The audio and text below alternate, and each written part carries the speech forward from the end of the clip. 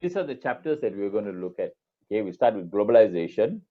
We will look at different economies and political in different countries, cultural differences, ethics, and we're going to look at trade theory. Okay, so I will do it quickly, all these things, and political economy, international trade, regional economic integration, foreign exchange market, and international thing. And we're going to look into how companies, what are the strategy of international business, and when the company, when an organization is going overseas, what are the things that you need? What are the strategies for entering, for different methods of entry methods, exporting and importing. We're going to look at what is counter trade and global production, outsourcing, and marketing. And then I can't read the others at the bottom line, right? HR, we're going to look at the different HR strategies that companies can use when they are in a overseas market, accounting and financial management, right? Now, a lot of these things are actually you would have covered in the previous subjects, you know. How many of you have done international business, MIB? Can I see your hand? You've done MIB, international business. I think Raziv, you have done, kan? Right, Raziv has done. Who else has done international business? Can I see? Kadir, not yet. Belum. Amirul, not yet. Nora, Nurul, Sarah, have you done international business before? Not yet lah. Okay. So it's only Raziv is the only one who's done lah. Okay. All right. So good. So then some of these will be new to you lah. All right. That's why he's a senior. That's why he's a senior lah. Raziv, berapa lagi modul dah habis? Lagi satu subjek, and then project paper lah. Okay. Next time habis. Okay. Bye bye. All right, that's good. Okay, all right. So, all right, that's good. Okay, so let's carry on. Let's go on to the next chapter. Okay, we're going to look at globalization. First thing is globalization. Okay. Now, what is globalization? If I were to ask you, what is globalization? What is globalization? In one word lah. Let's say, for example, ask Nurul. Okay, Rosaidi, apa tu globalization? Kalau orang cakap globalization, what does it mean for you? It means you out of your comfortable, out of the country. It means you out of the country. Out of your area. Your business is out of your area. Out of the area. Like Kadir, what do you mean by globalization? If somebody say, oh, okay, globalization, what comes into your mind? Decentralization, sir. Decentralization. What comes to your mind, Kadir? Decentralization. Okay, decentralization lah. It means it's from all over the world lah. All right. Okay. All right. We're going to look at what is globalization. Okay. So let's look at globalization. Now, in today's global economy, you might be sleeping in a bed baked by IKEA. Right? How many of you got bed by IKEA? Okay, I have one bed done by IKEA. All right. Or maybe you're dressed in a shirt made in Bangladesh. You know, Bangladesh is one of the biggest country here. They're one of the major exports is actually what? Clothing. Okay. And wearing a Levi's jean made in Indonesia. And wearing shoe made in Italy. And drinking coffee from Starbucks. Okay. So yesterday I was in Starbucks lah, right? Okay. And carrying a phone made in China. I'm sure all your phones are made in China. Every phone is actually made in China. Even the iPhone is made in China, right? Isn't it? And then you're driving a car from Japan. Okay. Now, this is basically what is called globalization. Okay?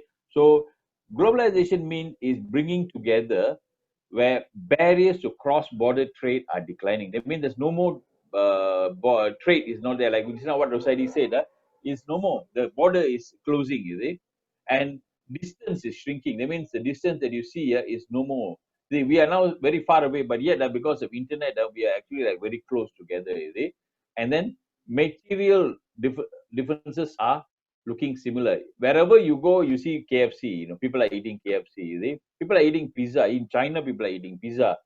Which country you go to also, the culture is more or less looking the same. Even though you're in China, they have their own culture. You're in Malaysia, different culture. You go to India, different culture. But then, because of globalization, the cultures in each world are more or less merging together. It looks the same. Okay, so this is what globalization is. Okay, now when you define globalization as process is a shift towards a more integrated and interdependent world economy. So today's world economy is all dependent on each other. What happens in China is actually affecting us overall. Do you agree with me? What happened in China is affecting us. What happened in US, is it affecting us or not? Yes. Not really. Yes or no? Yes.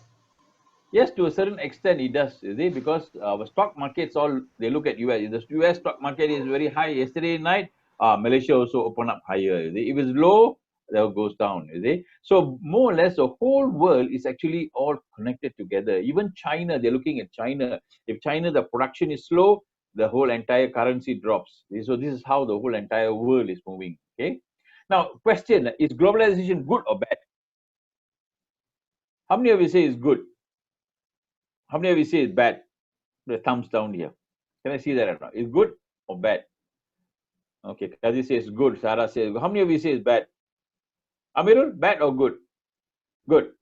Okay. Good. I good. I good. All good lah. So all say it's good lah. All right. Okay. So there's no bad. No, nobody say bad. Razif, bad or good? I tak jumpa icon apa bad, so I tulis good lah. Actually the both lah, good and bad lah. Good and bad. Actually, the answer is, remember what I taught you. What is the answer you must give? What is the answer you must give? Always, when it comes to this kind of management questions that people ask, what is the answer you must give? Rajiv, you should remember, you're a senior man. It depends. Betul ke tak? Is it? It depends. Betul. You know? Yeah, it depends. Always when somebody asks you, don't say yes, good or bad. Is it? Always say it depends. Because if one side is good, for the other side might not be very good. Right? Do you agree with me? Okay. Right. For example, if a lot of companies in Malaysia, globalization is, for example, have you seen now, globalization companies are looking for what? Cheaper products, right? Isn't it? They look for where the labor is cheaper. So they move from one country to another country. Now, a lot of companies from Malaysia have moved to China. Do you agree with me? Isn't it true or not? So that's not good for, it's good for China, but it's not good for Malaysia because a lot of them got no jobs, right? Isn't it? So globalization, you know, whether it's good or not, it actually depends on the thing. So watch this video. I'm going to watch this video and write down the advantages and disadvantages of globalization. Write down the advantages and disadvantages. Globalization is a widely discussed topic. Can you hear the It is audio? therefore not all that easy to explain such a complicated term in simple words. Let's start from the beginning with the background to globalization. Write down, huh?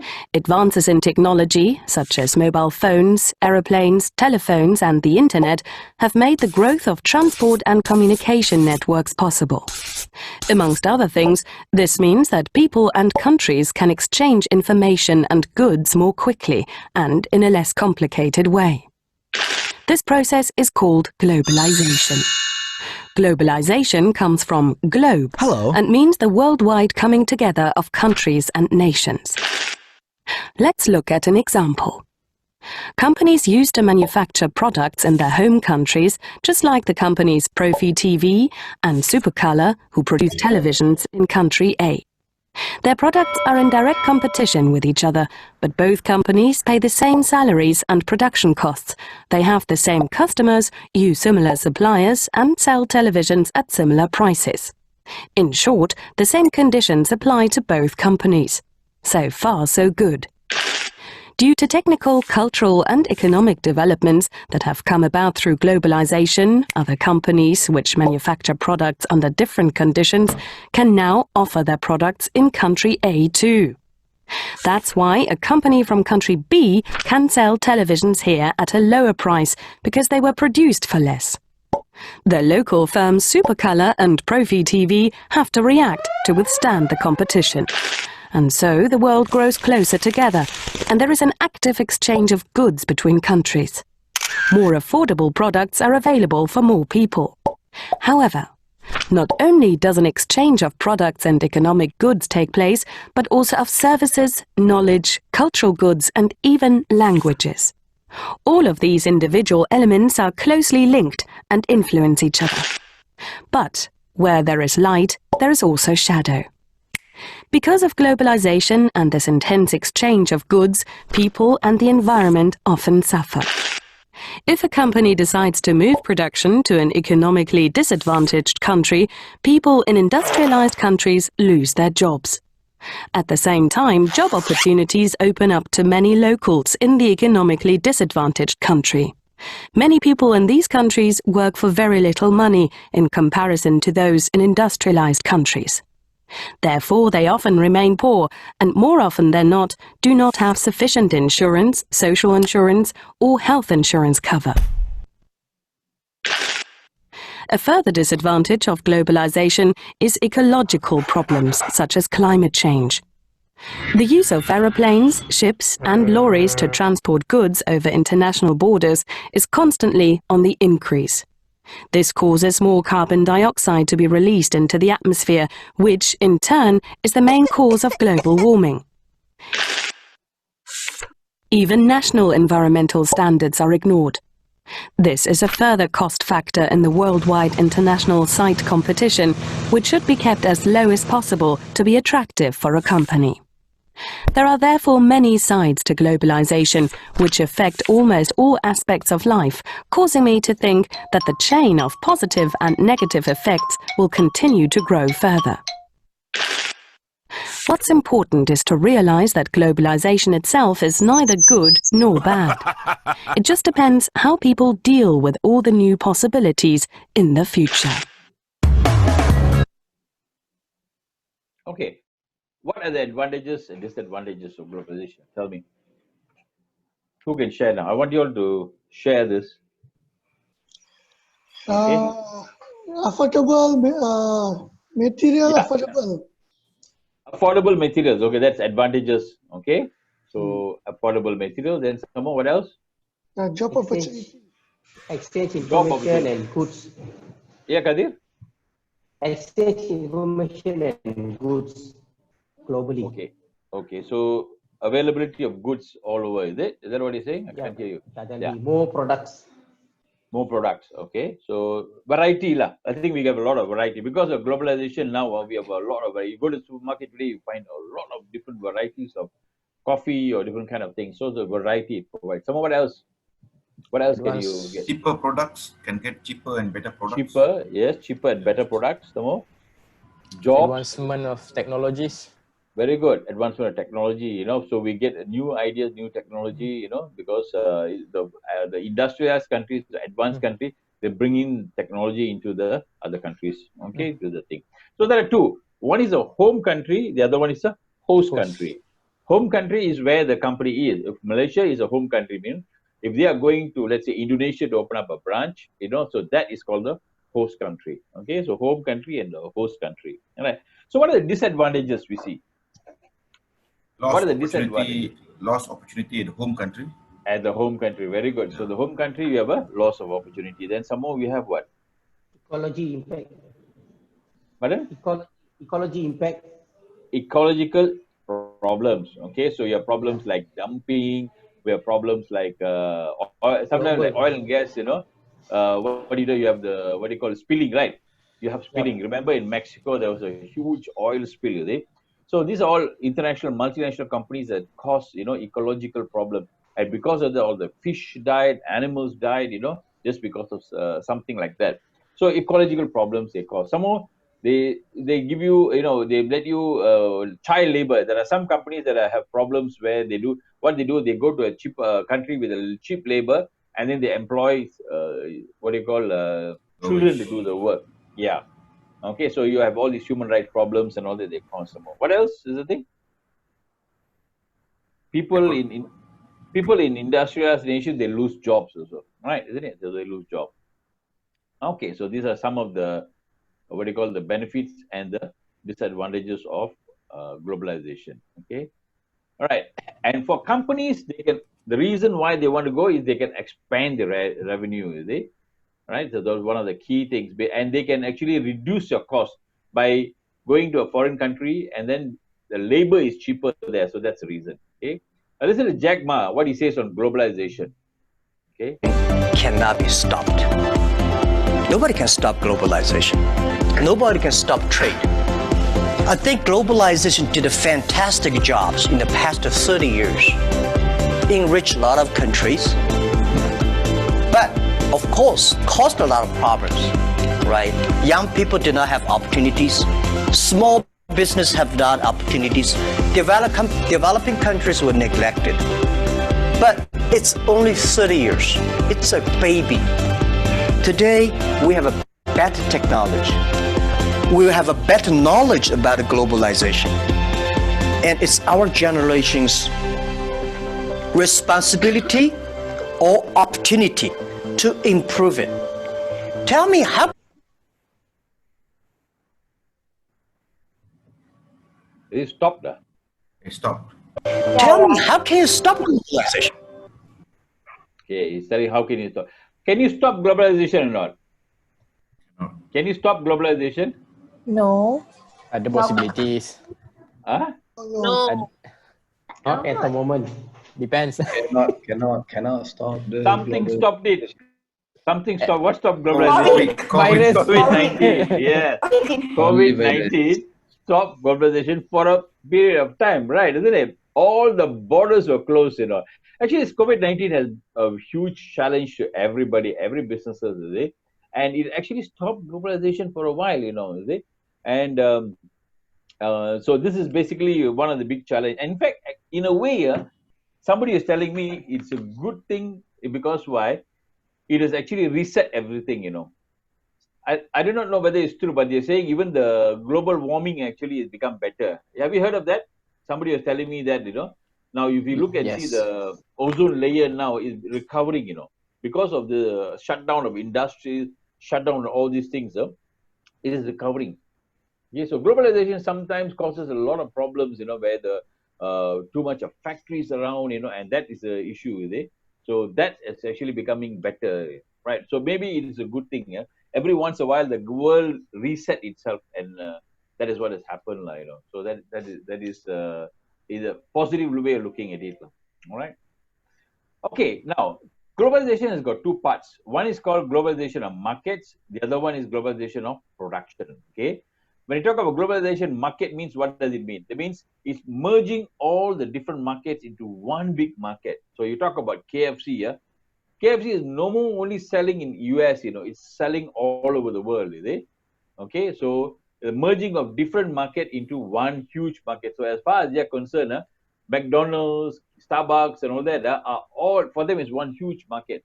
Okay? So it's become big. So globalization of markets have merged together. And then many markets, the taste and preference are converging into a global norm. See? Now, if you look at Starbucks, they have also even created their own language, right? Isn't it? How many of you have been to Starbucks recently? After COVID, not yet go to Starbucks. Not yet go to Starbucks lah. Okay, so they have their own. They even have their own language. They call it they have what large. Okay, they got grande. They got venti. Have you been? Do you know that they have created their own language? And this language means, okay, grand means is, I think, tall. They have tall, grande, and venti lah. So I don't know which is which lah. So which means that they created a kind of a language that all over the world, everybody knows about it. So that's the what you call thing of globalization, right? So globalization has given them things. So, and then, like for example, this is where you think this burger is for which country? India. Yeah. Okay. So right? India, the culture is different. They don't use beef, so you can't have beef burger there. Malaysia, you can have beef burger. In India, you cannot have that, right? How about this one? Where you think this is? China, Japan. Okay. This is actually in Japan. So China also, you have that, right? This one? McDonald's is a very clever company. You talk about globalization, you should actually, one of the examples that you always say is McDonald's, right? Where was this one from? McCurry Pan. Pan is India, this is in India also. How about this one? Hello? No idea. Korea. Thailand. Thailand. No, bukan. This is not Thailand. This is from Israel, I think, if I'm not mistaken. Israel, they all took, what do you call, those Arab countries, somewhere around that area. Okay. McVeggie. Malaysia. It's done everywhere. Everywhere also you have lah. Malaysia, you have this is from where? This one? Okay, this is from Turkey lah. This is from Turkey. All right. So different countries they have a different. So this is called globalization of markets. You see, all the market for them is all the same.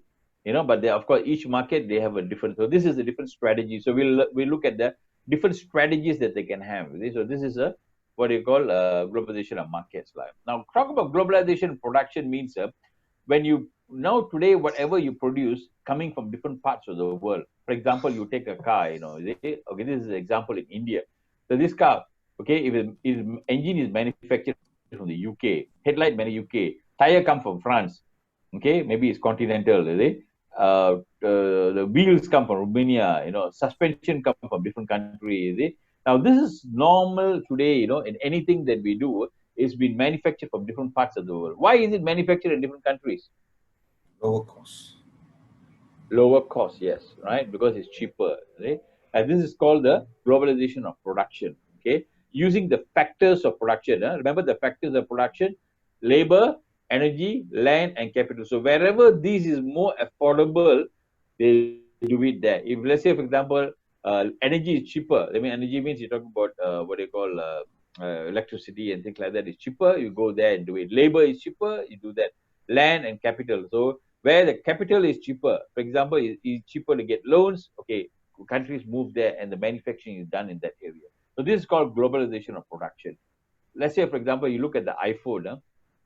This is the supply chain, the global supply chain of iPhone. You see? So iPhone is manufactured where? In China. It is manufactured in China. You see? It is manufactured in China. It's in Shenzhen, China. Still is in China, right? But you see where it all come from. Korea gives you the chips. You see? US, they have the what they call touchscreen controller. From Japan, you have the Bluetooth and Wi-Fi.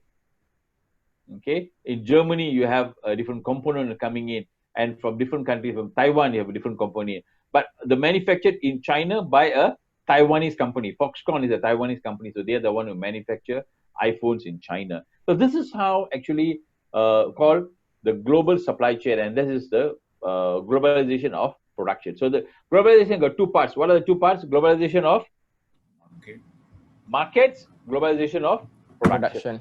Two parts of globalization. Okay? So these are the factors of production: labor, energy, land, and capital. We'll revisit this one later on. We're talking about the different theories. Okay? So if we want to produce anything that we need, this is economics. We want to produce anything, we need these four factors of production. We need labor, we need enterprise.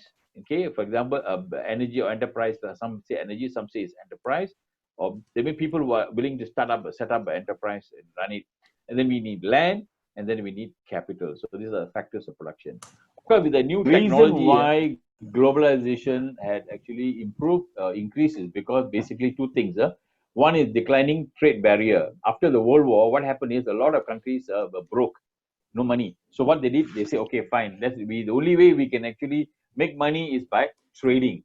So that is where all the borders were open, and barriers were open, and that actually helped international trade. Second is technological change. But after the World War, air travel become very popular, and the internet, all this has actually enabled what you call globalization. All right. Now, if you look at the volume of goods in international trade, over the years, if you see here, it actually has grown rapidly. From 1950 onwards, actually has been really growing. If you look at the FDI, now FDI is foreign direct investment. That means investment of one country to another country is called an FDI. Okay, so if you see in 1950s, sorry, is it 1980s? 1980 is blue color, 1990 is red color, and the yellow color is 2008. Is it? Who was the biggest investor? If you talk about 1980s, who was the biggest investor? Yes. Yes, US was the biggest investor in other countries in 1980s, But over the years, you see, US has grown down, and Japan picked up here around this time, It picked up in 1990 and all that. 1990 was the best time for Japan. That is when it started really expanding, Japan picked up. And then we had Germany also coming up at the same time, France. Netherlands. And then look at the developing economies. Now, who are the ones that are in 2008? Who are the ones that increased their what they call investments? China. China, yes. So this color is basically China. China is the one that is actually um, becoming more and more what they call investing in different companies all over the world. So FDI has increased mostly in the developing economies over the last decade. Okay, this chart will tell you what are the export output of the world. In 1963, output of the world, I mean export for the world, United States was 40% of output of the world was United States. But now look at what has happened. World export in 2009 it's come to 8.5% only. And look at China. China is even higher than the what do you call now compared to the previous years, right? And because of globalization, there were many institutions that came up. One of the institutions is GATT. GATT is the General Agreement for Tariff and Trade. Is it? And this was actually replaced by World Trade Organization, WTO. It's the World Trade Organization. Then you have the IMF, and then you have the World Bank, and then you have the United Nations. Okay, so what's the difference between IMF and World Bank? Anybody? Anybody know what's the difference between IMF and the World Bank? Okay, so these are both of them also are lending money, is it? But IMF is something like the along, it lend you for a short while. Okay, they lend you for a short while, and then they collect back your money in interest, is it? World Bank is something like a bank for a longer period. Okay, so these are the two. We'll cover this a bit later in the later chapters, right? Now, as a manager now, if you are working in a international business, you're managing, it's becoming more different, more challenging now compared to what you're managing domestically, you see? And these are the 4 different areas. Countries have different practice by one country to another country. One country works in a different way, the other country has a different practice in the way they do things, you see? For example, and also managers have a complex range of problems regarding manpower, people, the way people are in a different country. One country is different from another country. And then international companies will work within limit by the government. Every country is has restricted by the policy of the government. So that is a challenge sometimes, right? And then exchange rate. When you go from one country to another country, one of the things that is actually killing companies is basically exchange rate. Because sometimes what you do when you buy cheaper, expensive, and then when you sell, your price goes down. So that is also a challenge for countries. Right? So basically, exchange rate can actually kill you or can make more. Okay, a review of this chapter. Basically, we looked at what is globalization. We looked at the advantages and disadvantages of globalization. And we look at two areas of globalization. One is globalization of market, globalization of production. And then we looked at the factors of production, the 4 factors of production. That is labor, land, enterprise, and finance, money. And we looked at what caused globalization and the institutions that are formed due to globalization and the challenges for managers. Okay, now let's look at the second chapter, political. Okay, now this is something very interesting for everyone, politics. Hello, everybody is there? Hello, I don't see anybody. Yep. Yeah, you're all there. Okay, see, right. Okay, let's look at the second chapter, politics. Now, what is a political economy? You know what is political, you know what is economy. What is political economy? When somebody says political economy, what does that mean? Political economy. Politics, we know, right? We know what is politics. We know what is economy. But what is political economy? When you say political economy, what does it mean? Kadir? I think it's a management of the country economy. Management of the economy of the country. Okay, someone, any other explanation? What do you mean by political economy of a country? Prazif is smiling. Why? Okay. Referring to Government, about the government. It talks about government. Actually, is actually a joint of, is a term that refers to economic and legal, political, economic and legal systems of a country. Now, these three things are all connected together. Politics is connected to the economy. You agree with me? is also connected to the legal system, is it? Now, if the economy of a country is a political situation is good, the economy also improves, right? Isn't it? So it's all connected together. So we're going to look at what are the different types of economic systems in the country, is it? They interact and influence each other and affect the level of economic of a country. Okay, now international business is more complicated, than domestic because it differs in many ways. Like one of the ways is different country got different political system, right? Isn't it? If you are going to China, let's say, they have a different political method and the way they run the business is different compared to other countries. Okay, so cultural differences are varying from one country to another country. That's one of the challenge, cultural differences. Then you have educational and skill level of the population also is different. In some countries, they're very educated. Some countries, they are very less educated. So that is also form a challenge. Sometimes you want to open up a factory in Bangladesh, maybe, but you can't get skilled workers. You can't get experts on doing certain things. So that's also a challenge. And countries are sometimes at different stages of economic development. So this poses a challenge to managers, who are going on a global scale. Now, let's look at political system. Political system is a system of government, and it actually shapes the economic and the legal systems of a country. Now, we need to understand the nature and the different systems in order for us to discuss the legal systems. Okay. Now, question: what type of political system in Malaysia? Malaysia is what? What type of system is there in political Malaysia? Democracy. Okay, democracy. Some more. What else? Rojak. Yeah, Malaysia is a democracy, but not exactly a democracy, right? Parliamentary democracy. We have a king, right? Isn't it? So we have a king. So we have a monarchy, right? Isn't it? A king is actually a monarchy. So it's a monarchy system. Okay, watch this video, all right, and write down what are the different forms of governments that you understand. Okay, in this topic, in this video, we're going to look at what are the different types. A lot of people say republic lah, we talk about communist lah, socialist lah, and sometimes all this is a bit confusing. We don't know what is that. Some countries say, okay, it's a democracy lah. What is that? Is it?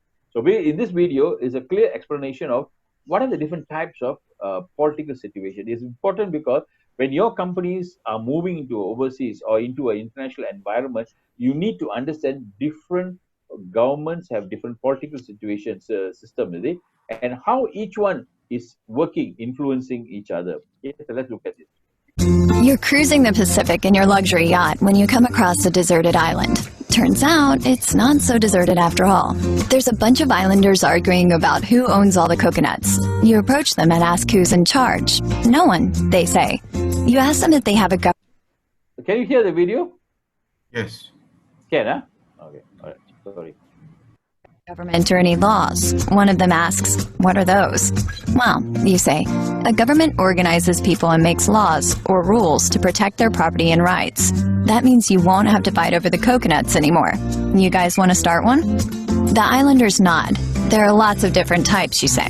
First, you have to decide who gets to have the decision-making power. One type is a democracy. That's when you give everyone decision-making power. A democracy can either be direct or indirect. In a direct democracy, everyone gets a vote on every major decision. It works best for small groups like the one here on this island, but only if you guys can agree to follow the decision with the most votes. If you keep arguing like this, all your coconuts will rot. There's also an indirect democracy, also. Just hold on, I think the connection is a bit slow.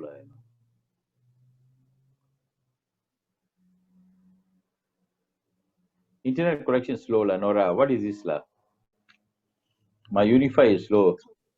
Called a representative democracy, or simply a republic. We have this type of government where I come from, the United States. We elect a few. Abis. Whatever. Wait, it got cut, man. Internet, lah. I think a big challenge. Everybody is on the internet. Actually, is having a problem, Sir, guna LAN. Don't use for the Wi-Fi, sir. Actually, I have connection, but the problem is when I connect, I cannot sing. I have, I'm using, my wife uses that, But in my laptop, bila saya masuk, I cannot get internet because my office also I have LAN. So now I think maybe some IP tu lah. Now later I try lah. After lunch I will try that lah. I'll use a LAN lah. Okay, noted, sir. All right. Well, I need to do something to set it properly lah. Where I have to open again. Automatically maybe it's also my computer. Suddenly this one also stop already. My PowerPoint pun dah thing. But in a way it's good. A lot of, I think, have it increased the number of Unify punya tu application dah increase kata sekarang. Oh, sudah terlalu banyak port habis sekarang. We are waiting for the extra port now. Oh, is it? Yeah. Oh, okay, that's new challenge lah. Unify. Yeah, it's a good challenge lah, I think. It's a good problem lah. We call it a good problem. Okay, right. We are into the political situation. Okay, all right. Your connection must be very good, right? Now.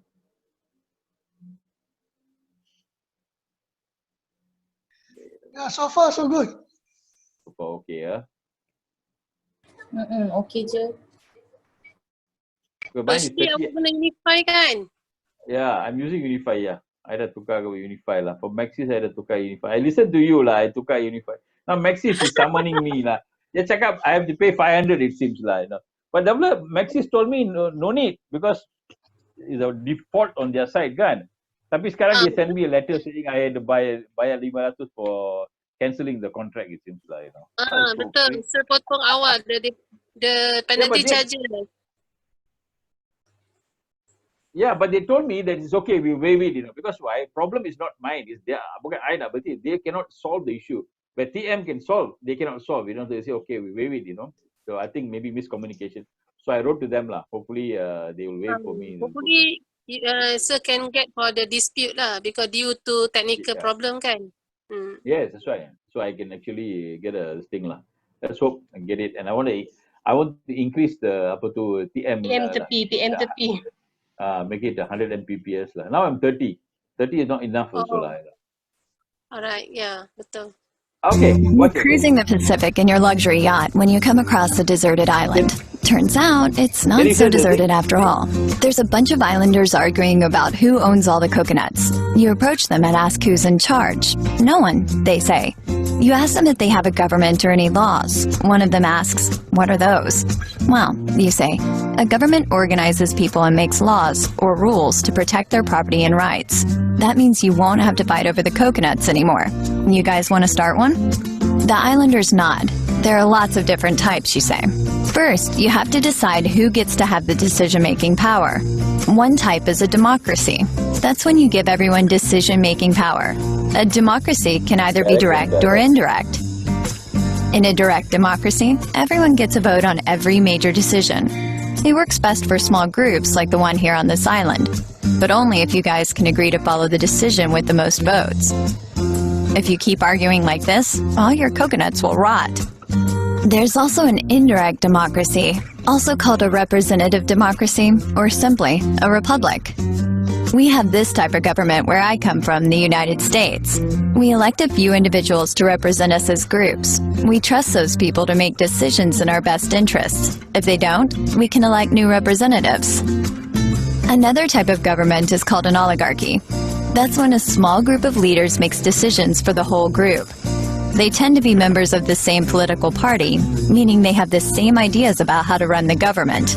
It doesn't matter if the people they govern disagree with them. Since these leaders hold the highest positions in the government, they have the power to make all their decisions based on the party's ideas. An autocracy is when one person runs the government, making all the decisions. A monarchy is a type of autocracy run by a queen or king. Monarchs rule for life and are hereditary, meaning each new queen or king is a family member of the previous monarch, usually a son or daughter. In an absolute monarchy, there's a single ruler with no limits on power. In a constitutional monarchy, the monarch is limited by a constitution and laws. A dictatorship is also an autocracy. A dictator rules a nation by force, making all government decisions, sometimes with the help of advisors. Dictators want power for life. They like to take all the coconuts for themselves, if you know what I mean. There's also socialism and communism. They're not really a type of government, they're more like ideas of how to run a government. Socialism is an economic system that limits individual ownership. Socialists think all resources should be shared equally. In other words, everyone gets the same number of coconuts. In a communist system, leaders of the Communist Party put socialist ideas into practice. They make all the important economic decisions. If your island was communist, they would control all the coconuts, assigning who would collect them, cut them down, deliver them, and drill them for milk. Communist governments tend to practice socialism and take the form of autocracies or oligarchies. They often use force to protect their power and limit trade with other nations. They try to meet most of their needs with their nation's own resources. So that's it. Democracy, oligarchy, and autocracy. The three main types of government. Got it? The natives nod and then look back at their coconuts. You bid them well, grabbing a coconut from the pile as you head back to the comfort of your yacht. Okay. So this is a very simple explanation of the different types of government. Okay, what are the different types of governments you learned? What are the different types of governments? Democracy. Okay, we learned what is democracy. Then some more? Oligarchy. Oligarchy. Autocracy. Then? Autocracy. Autocracy.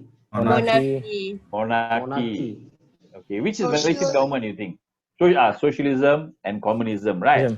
Okay, we looked at democracy, oligarchy, autocracy. These are the three main types of what you call political systems, like democracy, oligarchy, and autocracy. So, democracy is ruled by many. Oligarchy ruled by oligarchy is ruled by a few. Wrong. Not wrong. Small group of people. Small group. The oligarchy is ruled by a few, ruled by a few, so not many, a few. Okay, ruled by a few people, a small group of people, So oligarchy is ruled by a few people, Autocracy is ruled by one. Okay.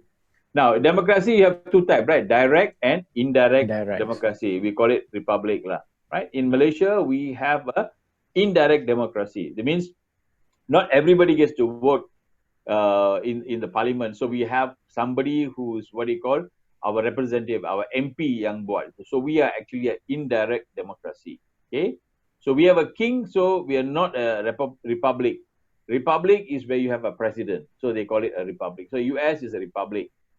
Singapore is a republic. Okay. Wherever you have a president, you call it republic. India is a republic. Is the largest democracy in the world is India, largest democracy, and it is a Republic of India, they call it, because you have a president. So if no president, they'll have a king. Like Malaysia is also an indirect democracy, but we are not a republic because we have a king. Okay, then you have oligarchy. Oligarchy is ruled by a few. Autocracy is like the dictator. You know who is this? Ini siapa ni? North Korea punya ni. Kim Jong-un kan, North Korea, is it? North Korea, yes. Or you can have a monarchy. Monarchy is also type of a autocracy, is it? They mean ruled by one lah. You have absolute monarchy. Who is this person? He's one of the most powerful persons now, actually. Who is this? He is the king of Saudi Arabia. King of Saudi. Saudi Arabia. His name is MDS, Mohammed bin Salman, MDS lah. So he has actually changed the whole entire country, And last time even women cannot drive, But now when he came over, he took over power. He now let women can drive. So he is actually liberalizing the whole entire thing. So Mohammed bin Salman, the absolute monarchy. All right. And then you have the constitutional monarchy. Constitutional monarchy are those you have a king, but is ruled by the constitution. King cannot do anything without the constitution. So Malaysia is what? We are a constitutional monarchy.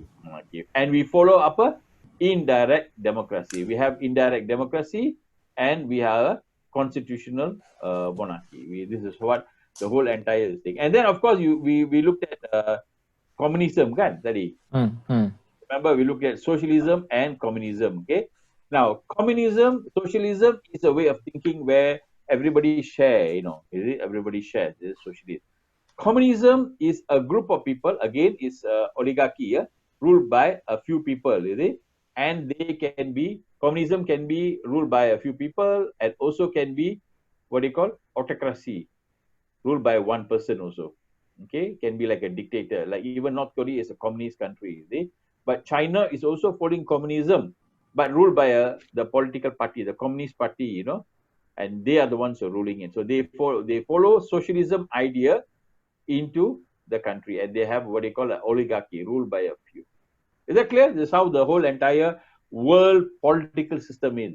It gives you a very. So next time anybody asks you what is communism, you can explain to them what is communism. Actually, communism is not really a government. It's just a way of thinking by Karl Marx. There's one guy called Karl Marx. He wrote a book, about how, the wealth of everybody can be same.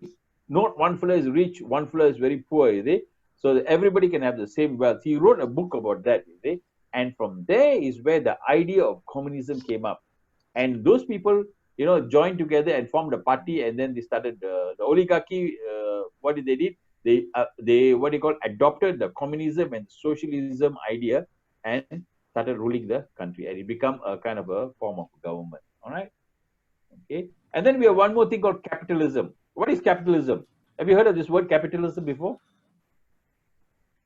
Have you heard of this word capitalism? No. Capitalism is the opposite of socialism. I mean, socialism tell you that everybody is the same. See, if you go to certain countries, like for example, socialist countries, everybody, is the same. For example, in China, before it become what do you call this thing? All have the same amount of money. Whether you're a doctor, you gaji pun sama juga. Whether you're an engineer, sama juga gaji. Whether you're working in a manager, also same gaji. All same level. That means that everything is owned by the government. Government owns every land, property, everything. And then they give you salary all the same. Anybody who's working, okay, dapat salary. They all according to the same level. That is socialism. Socialism believes that no one person should be very rich, no one person should be very poor. Everybody should be the same. That is the socialist idea. That's why in Malaysia you have party socialist, kan? They are not communists. Socialist mean is everybody can share, everybody can have the same kind of thing. For example, some countries like Scandinavian country like Finland, Sweden, and all that, they are all using socialist. That means everything is free for them. Education is free. Medical is free. They believe that we collect that tax and then everybody we share with them all the same. The socialist countries, they're not communists, but they are socialist principles they have. Capitalism is the opposite. Capitalism means whoever can make a lot of money become very rich. Those who cannot make money become very poor. That's called a capitalist. US is the example, classic example of a capitalist country, where the rich are very rich, the poor are very poor. So that's called capitalism. So that's the opposite of socialism, and capitalism is against each other. All right. Okay, so this is basically the whole entire picture of what different forms of governments are there in the world. Okay. Now, one of the things that triggered in 1989 was the fall of the Berlin Wall. Then, those days you have Germany were divided into East Germany and West Germany. East is communist system; they follow socialism. West Germany was democratic. Okay, people are jumping across the wall and shot all the time. People are dying just they want to move across one place to another place. So what happened in 1989? The wall was broken, and the wall was broken, and then Germany became one country by itself. So that was the fall of communism started in 1989. After that, a lot of what they call changes happened in the world. One of the events. Now let's look at economic system. We looked at the political systems, right? What are the different types of political systems are there in the world? Now let's look at economic systems. What are the economic systems? Okay. Now, economic systems, we have few types of system. One is called the market economy. The other one is called the command economy, and third is called the mixed economy. Market economy is open economy. That means, for example, food can come in, goods can go out. There is sometimes government get involved. most of the time government doesn't get involved. So that's called a market economy. That means you want to import anything from anywhere, no problem. Let's say you want to import a car from Japan, for no problem, you can, but of course you have to pay taxes to the government. A common economy is where the whole entire economy is controlled by the government. Things cannot come in or come out, without the total listing of the government. Government has got total control of the whole entire economy. Mixed economy is both. Is a combination of the market and the common economy. Okay. Now watch this video on economic system. Nearly every society in the world faces the same fundamental problem: how to distribute limited resources to people in a way that will be fair and effective. This is what is called scarcity, and different societies approach this problem in different ways. There are 4 essential types of economic systems. The traditional economy is based on culture and rituals, and is focused on the community as a whole. Everyone pitches in and benefits from everyone else's efforts. Small societies focused on subsistence farming and hunting are considered traditional economies. An example would be a traditional Inuit village in North America. A command economy relies on the government to make all economic decisions, including allocating and distributing resources and regulating prices and wages. A modern example of a command economy would be North Korea. A market economy is driven by consumers whose decisions determine how the industries and financial markets will operate. Individuals choose how their resources are used, what goods to make, what services to provide, and what jobs to take. In a pure market economy, there is no government involvement. Because of this, there are no true pure market economies. Most societies today have mixed economies, which utilize limited government involvement while also applying free market concepts. One example would be the United States. However, nearly all other countries are some form of mixed economy as well. Each is unique and faces the challenge of finding proper balance between consumer choices and government control. Okay, so there are 3 different types of economies, right? One is a common economy. Of course, the earlier one is not there, not so prevalent, is it? Where you talk about the community and traditional economy, the common economy. So Malaysia is what type of economy? Mixed economy. We are mixed economy, right? Where the government doesn't totally involve. Sometimes they get involved, sometimes they don't get involved. Later we look at the reasons why governments, get involved in the trade. Okay, we look at that using tariffs and all that. Okay. Now legal systems in the world. Different countries follow different systems of legal. You see, even Malaysia and Indonesia also, so much are different.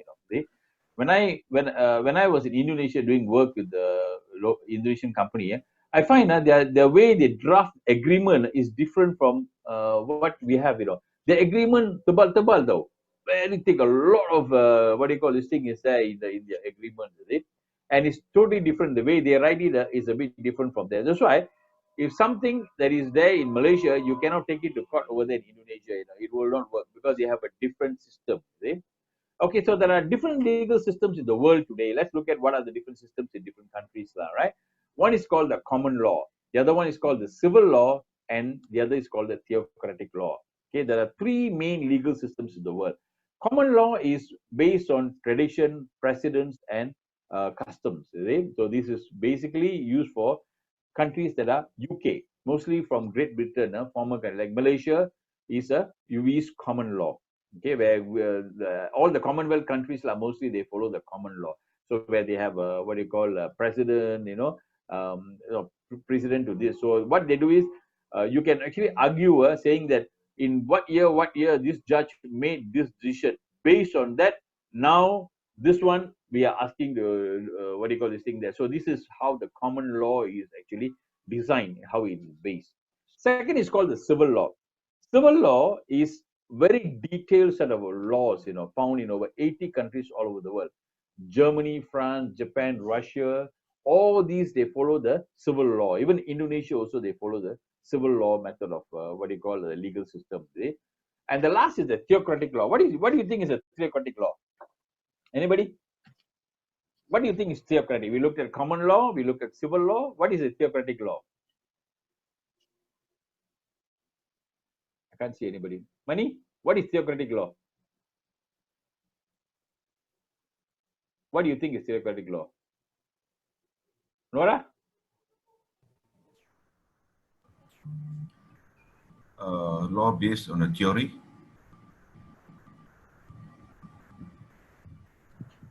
Law based on? Theory. Okay, not a theory, but on theology. The word theocratic comes from the word theology. Theology means God, God kind of thing like that. So this is based on religious, okay? Maybe the law is based on, like, for example, some countries, the law is, like Islamic law is widely practiced. Like which country? Which country is this one? Saudi Arabia. Yeah, Saudi Arabia. This is Saudi Arabia. Okay, so we are studying international business, so we should know what different countries are. Saudi Arabia. Saudi Arabia practices theocratic law where you use a hudud rule and all that. So there's different type of law. Sharia, the Sharia law is there. In Malaysia, we have the Sharia and we also have the common law. So we have both. Okay. Brunei now is moved totally into hudud and Sharia law, right? Isn't it? I mean, few other countries are putting the same system. So these are legal systems in the world. Okay, so basically what we covered in this chapter is we looked at the political situations, different types of political in the world. Okay, we looked at what is democracy, we looked at what is autocracy, and we looked at oligarchy, three different. And then from there we have a different types. We looked at economic systems. What are the different economic systems in the world? Is it? We have the three different types of economic systems. We have the command economy, we have the market economy, and then we have the mixed economy. And then we also looking at the legal system, the common law, civil law, and theocratic law, three different laws in the world. Okay, now we look at culture. Now we're going to look at different types of cultures in the world.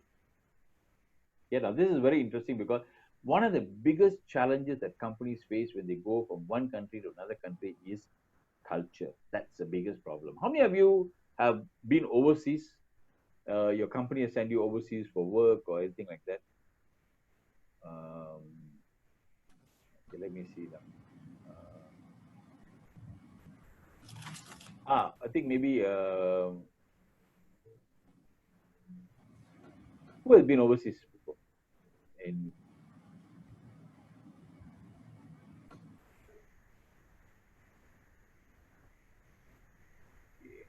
Where's our friend? Where's our Razif, have you been overseas doing work for Hazwani? Yep. Yeah. So tell me, what is the different culture that you feel in any country? Which country have you been to, Razif? I've been to Australia, okay, and Singapore, Turkey. Oh, okay. And Saudi Arabia lah.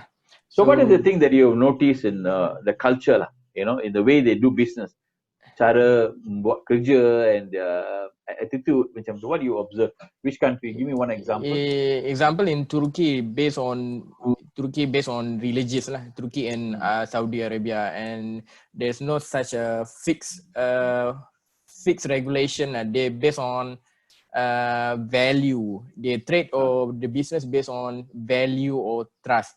For example, if you enter a shop, let's say the food price is 50 riyal something, and you don't have such money or you don't have change, you only have 10 riyal, and straight away they will say it's okay, take it. Halal. Say it's okay, never mind. 10 riyal is okay for them because profit is not their priority. It's more. There's another thing comes on in every transaction, like charity on religious purposes. So that's what I noticed in Turkey and Saudi Arabia compared to Australia. Other countries lah. Australia, in the culture is more control. The business environment more control, more structured. Everything got to have procedures. The one that I noticed in Australia compared to Islamic country. Okay, that's good. More structured lah. And then I find that in Australia, if you don't like a product, you can return back. You see, you buy something you don't like it, you can return it back. You see, so they are okay. Here, Malaysia, we cannot do that kind of thing. Like different cultures. Very good. I mean, that's good sharing. Anybody else? Money? Money, you've been overseas, right, with your business and all that? Yes, went to Okay. China, Vietnam, Hong Kong What have you before. observed in the cultural context when you talk about business? And how are they different? They mostly their workers or staff are local. It's not foreigners. Okay. They give more people work. Their local people to work in office and manufacturing and production. Where is it? China? You're talking about China? Both China and Vietnam. Vietnam also. Okay. So what is the difference in culture that you find in Vietnam and China, compared to Malaysia? They are very friendly actually. They're very friendly. And they're very hardworking. Very hardworking lah. Very hardworking. So it's not like here, like 48 hours or 46 hours. They work for 50 hours, 55 hours. Yeah, non-stop. They work for overtime. Malaysia, they love the holiday lah. Yes. I was talking to a Japanese fella. Oh, Malaysia cannot work, cannot do business. Too many holiday. You say like, Too many holidays. And they don't have any tea breaks, breakfast time. They only have lunch time, just 1 hour a day. So like Malaysia, we have a breakfast, 15 minutes, lunch and a tea break. In Vietnam or China, there's no tea break and breakfast, straight lunch. Work very hard lah. They all. And less Australia, holidays. a lot of break. A lot of holidays. I think Friday also they take off. Friday, Saturday they love to do this kind of a thing like. Right? Malaysia is break very hard, sir. Okay, anybody else? Kadir, were you overseas? Where have you been? I haven't been there, sir. I'm almost a local. Yours is all local. I didn't go any overseas training. But now is China. Your company bought over by China, right? Isn't it? Yeah, but I'm not in the new project. So I'm currently with the existing plant. Then I didn't go for any training over there also. Okay, all right. Haswani, somebody else put like that. Haswani, is it? Is it Haswani? Yeah, I have no experience, but when I go travel, I saw that the overseas country, they more hardworking better than Malaysian. Which country is that? Which country? I've went to Singapore, Vietnam. Oh. Okay. Nora, how about you? Which country you have been? Nora from TM. Which Nora, sir? Nora got 2 now. Yeah, I know. Nora Aris. I go to Australia, Indonesia, Vietnam. Yeah. So dekat sana more tak ada traffic jam sangat lah, because tak ada stress lah. I think dekat Malaysia ni all the time kita facing for the stress because of dekat office traffic, and also macam working hours kita not very flexible lah. Okay, all right, it's good. So the cultural differences of different countries, they actually are very important. And as managers, when we are going international, we don't understand that companies are going to fail. So basically, there's one of the most important things on culture. I always give an example of when we were doing business in Indonesia, the people in Indonesia are such nice people. They don't straight away tell you straight on the face. So if I ask them, okay, I'm selling this product, any problem? No problem, pa. No problem. Everything okay, pa. You go back and see, they don't sell. 2 months, 3 months, they don't sell. You come back and see them, any problem? No problem. Everything okay. But then they don't sell. So finally, I find out the problem is the price is too expensive. Well, they don't tell you straight away. So the culture is such that they're not very. How about Rosaidi? Have you been in overseas doing business?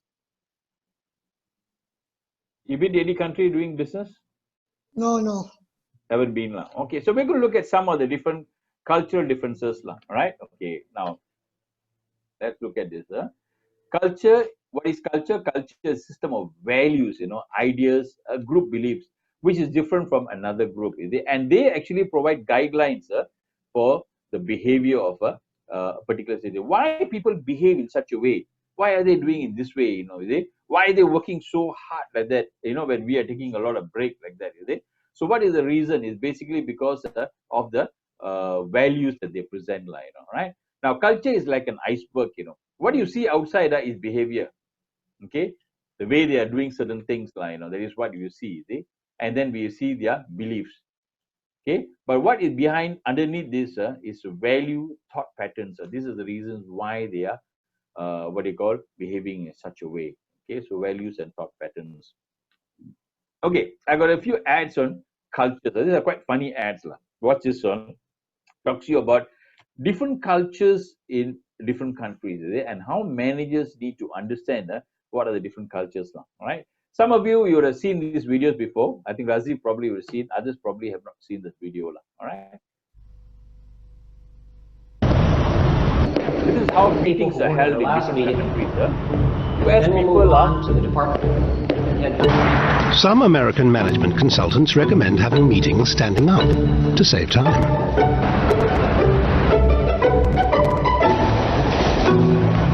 Which wouldn't suit this Japanese chairman who likes to take the time to contemplate what is being discussed.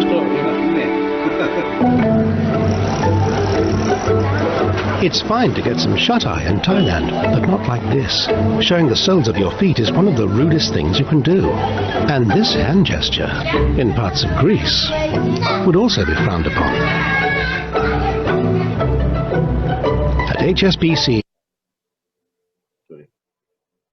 we never underestimate the importance of local knowledge, particularly when it comes to your money, because what we learn in one country can directly benefit our customers in another.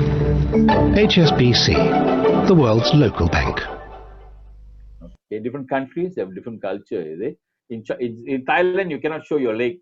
Okay, here can, like, we can sit down there and we can show leg, no problem.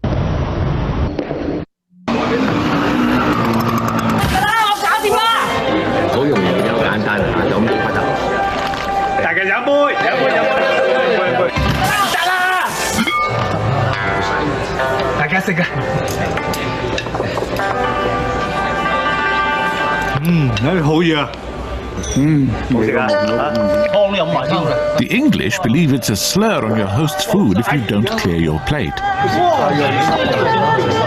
Whereas the Chinese feel you're questioning their generosity if you do. At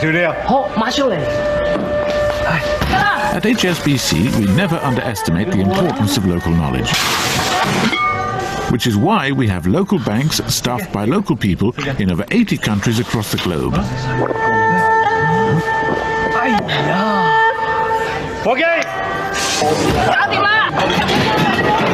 HSBC, the world's local bank. You understand that? What it means? The video?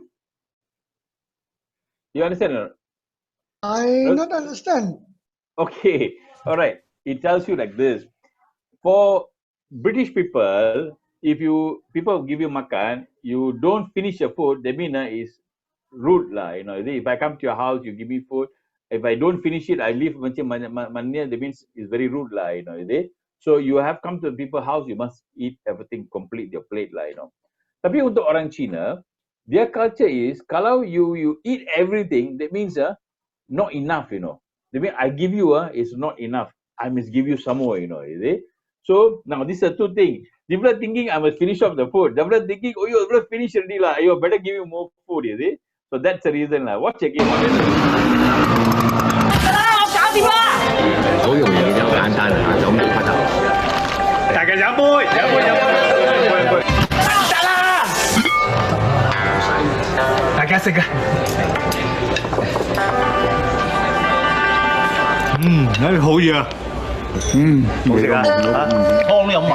The English believe it's a slur on your host's food if you don't clear your plate.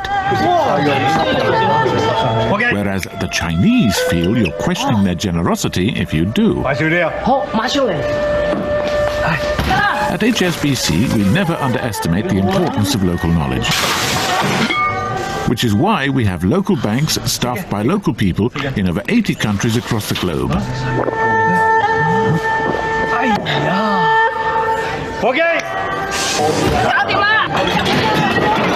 HSBC, the world's local bank. Okay, understand that or not? Okay. So careful next time. You go to China, Hong Kong, jangan makan habis tau, somebody giving you. Otherwise, you'll be in trouble macam dia lah, you know, you see? So we have to understand business connections are different. Okay, this is very interesting ad.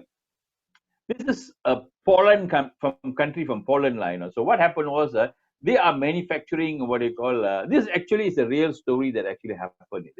They are manufacturing washing machine. Washing machine, right? Isn't it? Okay, they were doing washing machine. Suddenly they get a lot of order from India. Some company in India or some guy in India ordering a lot of their what they call washing machine. So what this boss told the salesman is from Poland, why don't you go to India and see who is this fellow who's ordering and go and visit him, is it? So this is the story about that line, is it? So this is the country in Poland. Sprzedajemy coraz więcej pralek w Indiach. Dowiedz się dlaczego. W Indiach?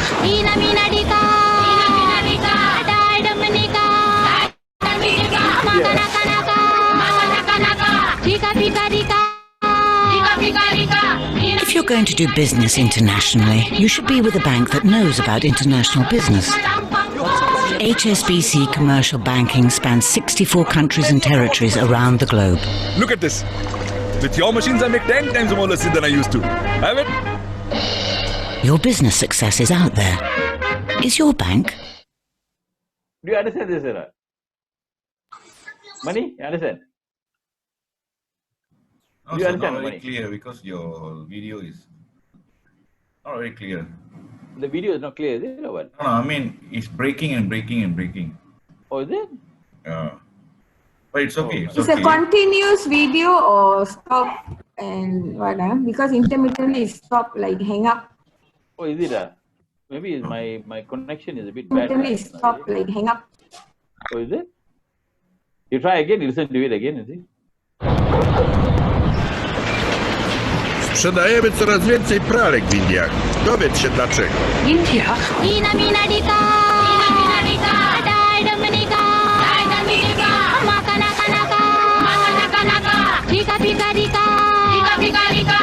If you're going to do business internationally, you should be with a bank that knows about international business. HSBC Commercial Banking spans 64 countries and territories around the globe. Look at this. With your machines, I make 10 times more lassi than I used to. Have it? Your business success is out there. Is your bank? Okay. So you understand now? Yeah, Actually, what happened was, they're using the washing machine to make lassi, not to wasu baju, is it? All right. So this guy don't know. He's looking for laundry shop, but he found it's actually a lassi shop. So we have to understand cultures are different in different countries, okay. Most of the Japanese McDonald's, another company, is very, very clever in the way they do their business overseas. They have a culture. They understand the culture of every country, and when they advertise it, they make sure that their ad is suitable for their culture. So we're going to look at different kind of advertisement that they use, like in in Taiwan, and in other countries, okay. So most of the Japanese has high preference toward the animations and figures. Therefore, McDonald's in Japan tend to air more animations-related advertisements, especially the Happy Meals with free toys. The screening of animation figures attracts not only the young kids' attention, also the teenagers as well as the young adults. The audience were communicated with the Japanese language in the advertisement. ナルトのハッピーセットカードもついてるってばよ。ハッピーセ水の世界へついてる。ゴッタムアルセンス逃げ。今度は水で遊べるポケモンだ。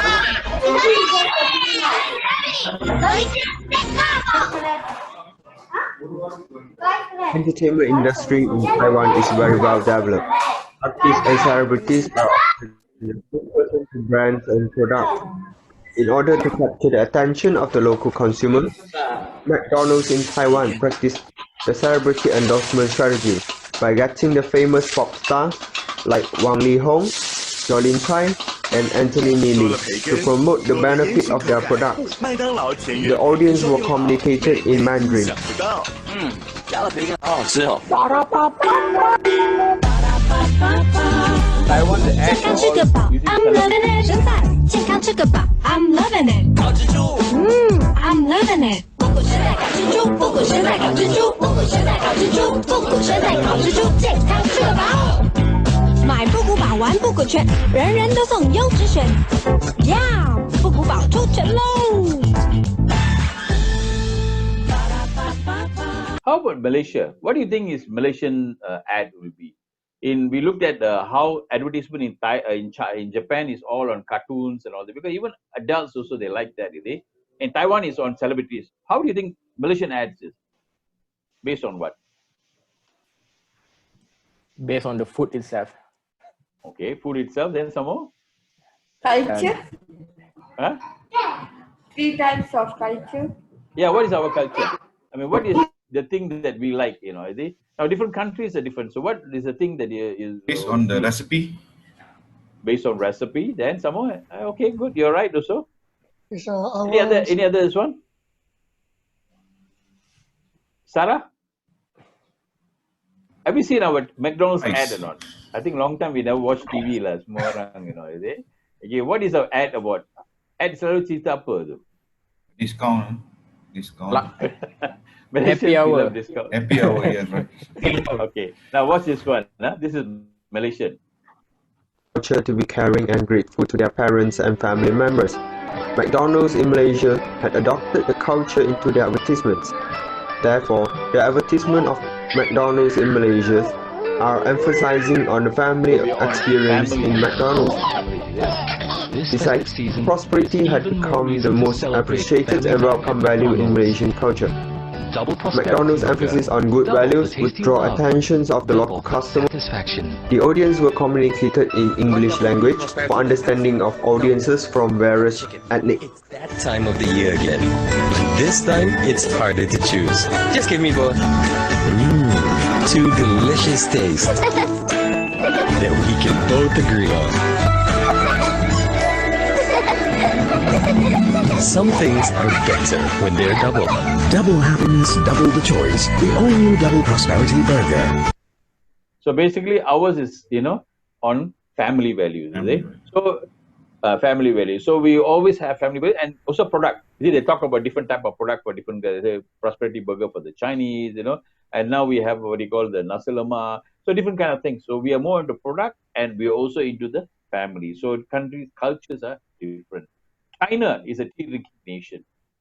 When Starbucks wanted to first go into China, they had a big challenge, because why? They all drink tea, they don't drink coffee, But in order for a country to go into another country, they sometimes what they need to do, they need to change the culture, And Starbucks is very popular today in China. When they first opened up the shop, they were a bit worried, thinking adakah orang will come and buy coffee from us, But then actually a lot of people came up into the factory, what do you call their shops in China. Okay, Starbucks in Starbucks in Saudi Arabia, do you know they banned the logo? Starbucks in Saudi Arabia, they banned the logo. What is wrong with it? They said not halal. Why? What is the reason? Because of the Queen. Queen. Some more. What else? Rosaidi? Why was it banned? What's wrong with the logo? Because of the female figure. The logo is something. Not Sharia.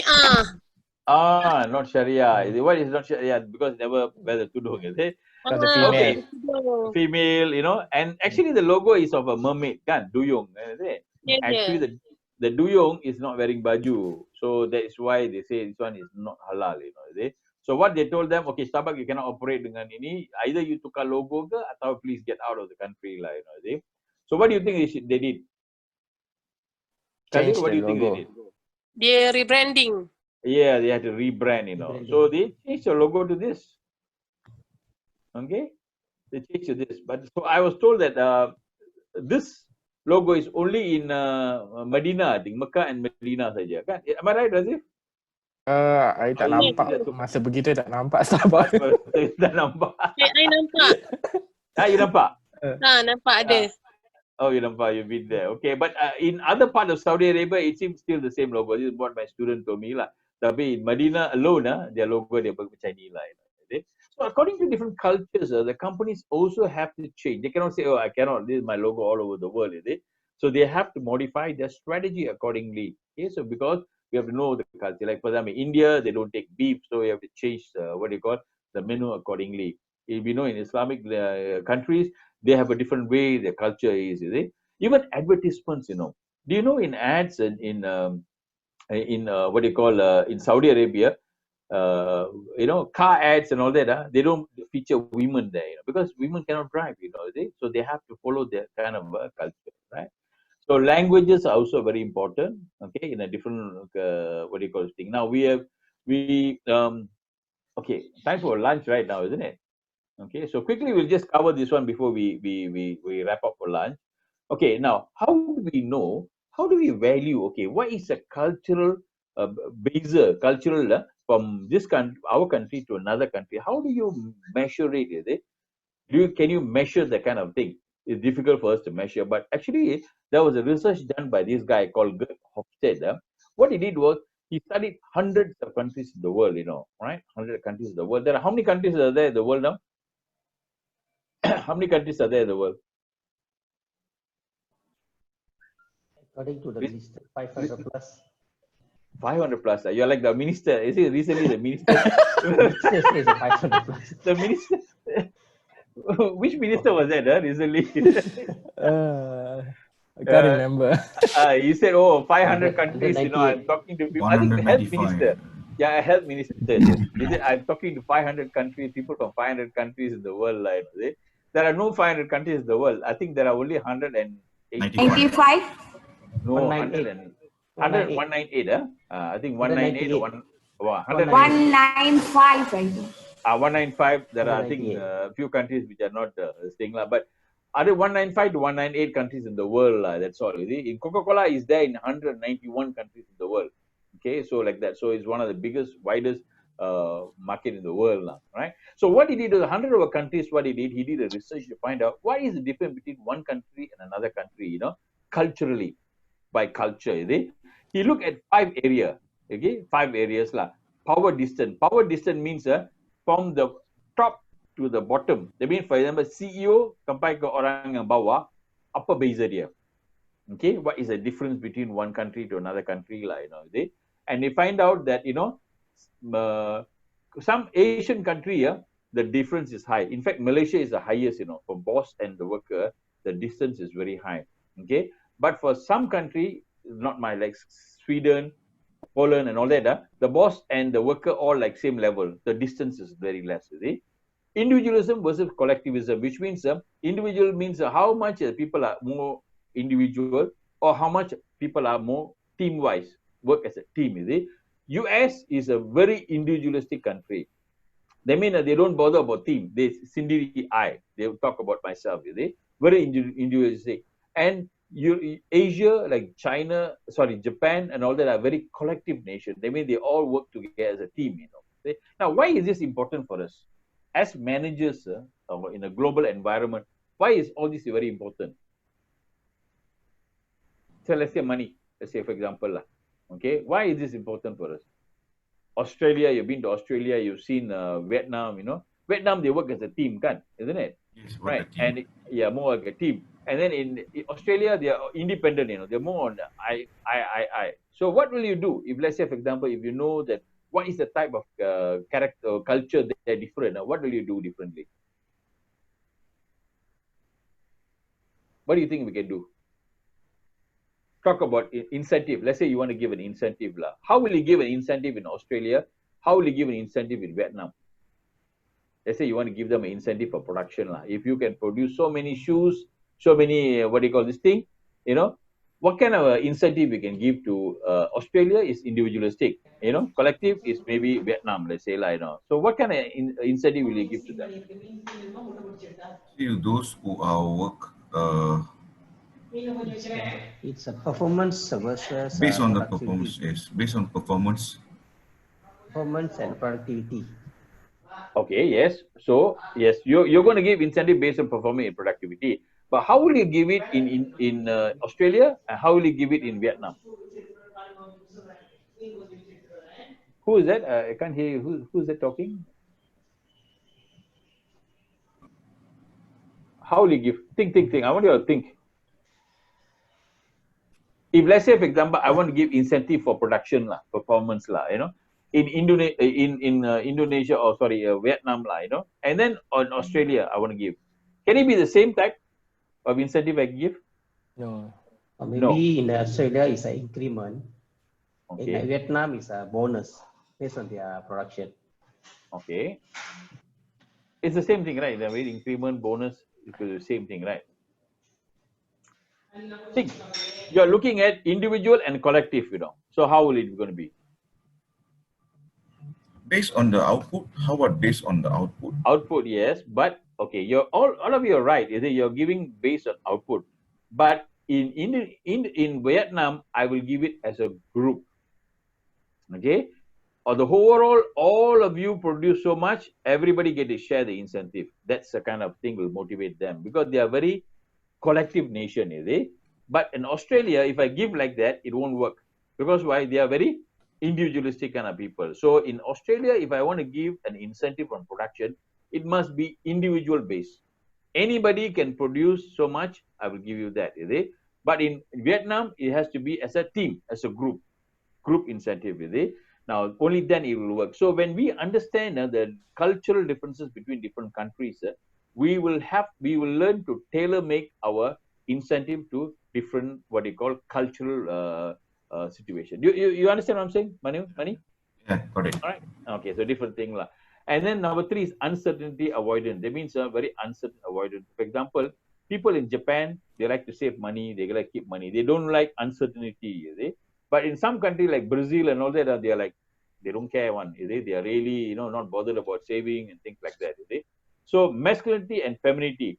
In some countries, male and female, the differences are a lot. For example, you talk about Saudi Arabia, in Islamic countries and all that, there is a variation. But of course, that is changing now, like Saudi Arabia, women cannot do certain things, men only can do certain things. So much is there. In some countries, men and female, same, no difference at all. For example, Sweden, Scandinavian countries and all that, the differences are very, very less. You can actually find this out in a website. Okay, I'll give you the link later on. You can go to which country you type, you'll tell you what is the level of the, what do you call the thing. So this is culture.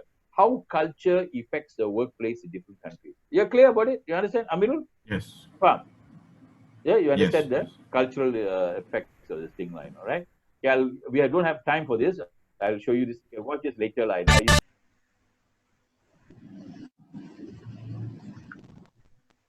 Okay, I'm going to share with you all the video again that we stopped just now before lunch. At the end of 1970s, psychologist Dr. Geert Hofstede published his Cultural Dimensions model. Since then, it's become an internationally recognized standard for understanding cultural differences. He identified 6 dimensions that could distinguish one culture from another. The first one is the Power Distance Index. It measures the extent to which the less powerful members accept and expect that power is distributed unequally. Malaysia has the highest score. Team members will not initiate any action, they like to be guided and directed to complete a task. Austria has the lowest score. Supervisors and employees are considered almost as equals. Individualism versus collectivism is the second dimension. It represents the degree to which individuals are integrated into groups. Guatemala, the country with the lowest IDB score, has a collectivist culture. People are integrated into strong groups which continue protecting them in exchange for unquestioning loyalty. On the other side, the United States have the highest score. The individualism is perfectly represented by the American dream, which is the hope for a better quality of life and a higher standard of living than their parents. The masculinity versus femininity dimension refers to the distribution of roles between the genders. The study revealed that women's values differ less among societies than men's values. Men's values can be very assertive and competitive, maximally different from women's value, or modest and caring, similar to women's values. Japan has the highest score. If you open an office in Japan, you should recognize you're operating in a hierarchical, deferential and traditionally patriarchal society. Long hours are the norm, and this, in turn, can make it harder for female team members to gain advancement due to family commitments. At the same time, Japan is a culture where all children learn the value of competition and winning as part of a team from a young age. Therefore, female team members are just as likely to display these notionally masculine traits as their male colleagues. By comparison, Sweden, the country with the lowest score, is a very feminine society. People focus on managing through discussion, consensus, compromise, and negotiation. The Uncertainty Avoidance Index describes how well people can cope with anxiety. Greece is the country with the highest score.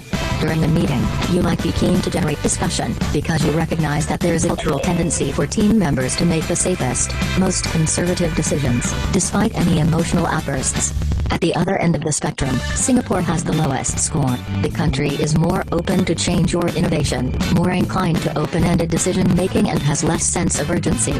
Long-term versus short-term dimension refers to the degree to which people need to explain the inexplicable, and is strongly related to religiosity and nationalism.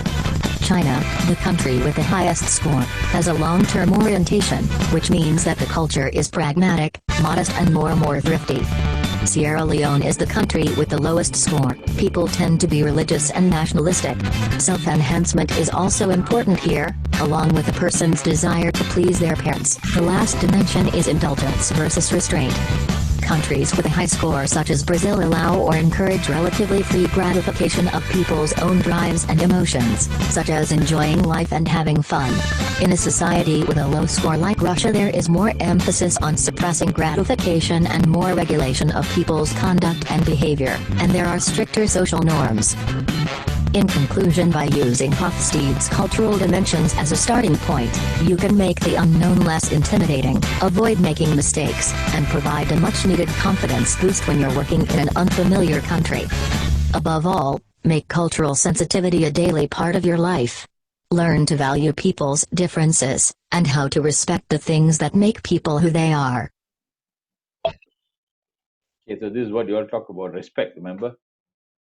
Was the video stopping or is it okay? Good? Money? Okay, I Stopping. Same as before. Same like before. I thought now Yes, I'm connected to cable, so I thought maybe it's better, is it? Anyway, doesn't matter. I don't know what is the thing. I need to increase my internet connection. That is the thing. All right. Now, if you want to look at the cultural dimension of countries, what you can do is, you could go online, and you can actually, let me show you. You can actually go into web pages. Let me go to any web page. Okay.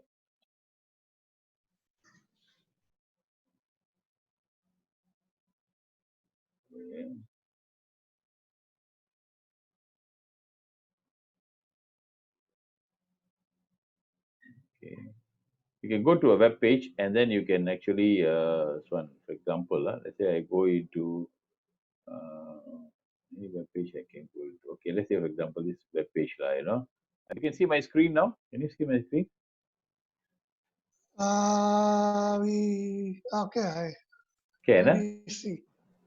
Okay, let's say you go to a website like this, will tell you comparing country. Okay, look at Hofstede Insights, compare countries.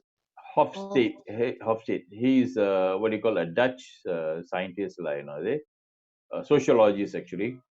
Okay, when you go inside here, it'll tell you what are the different countries and how do we what do you call this thing. So you can compare countries here. So let's give an example. If I want to compare, okay, let's say you type a country here. Let's say you type Australia.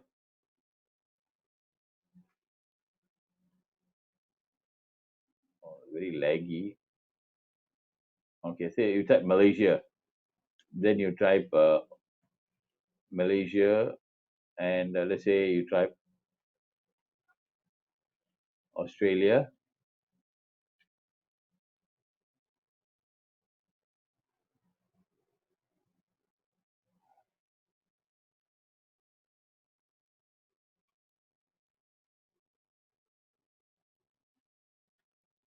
Okay,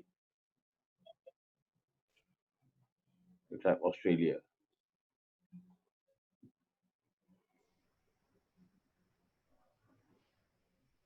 Okay, wait. Okay, so let's say I type Malaysia. Okay, so I can type another country, maybe Australia. Okay, Malaysia and Australia. So maybe I can type, give me another country. Maybe I can compare another country. Any other country? Let's say Vietnam. Let's say you look at Vietnam.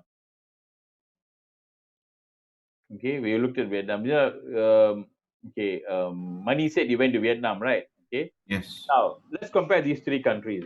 Look at this one. Can you see my screen? What does it tell you? Can. Okay. Power distance. Power distance means the distance from the top level to the bottom line. Malaysia is purple, very high. That means is the highest. I mean your boss mean is boss. Worker is very very different. Is banyak. Australia is the least so far compared to three countries. Even Vietnam also not so bad. Malaysia, we are more towards our boss. We are with tinggi sangat lah. Australia is boss macam kawan saja. Individualism, if you look at individualism, Australia is very high. They are more very individualistic kind of country. 90, look at that. The score is 90, isn't it? And Malaysia is 26 and 20. Lower mean more lower it is. They are less individualistic. They mean they are very group. So if Vietnam, they are very team oriented. Masculinity and femininity. They mean different between male and female.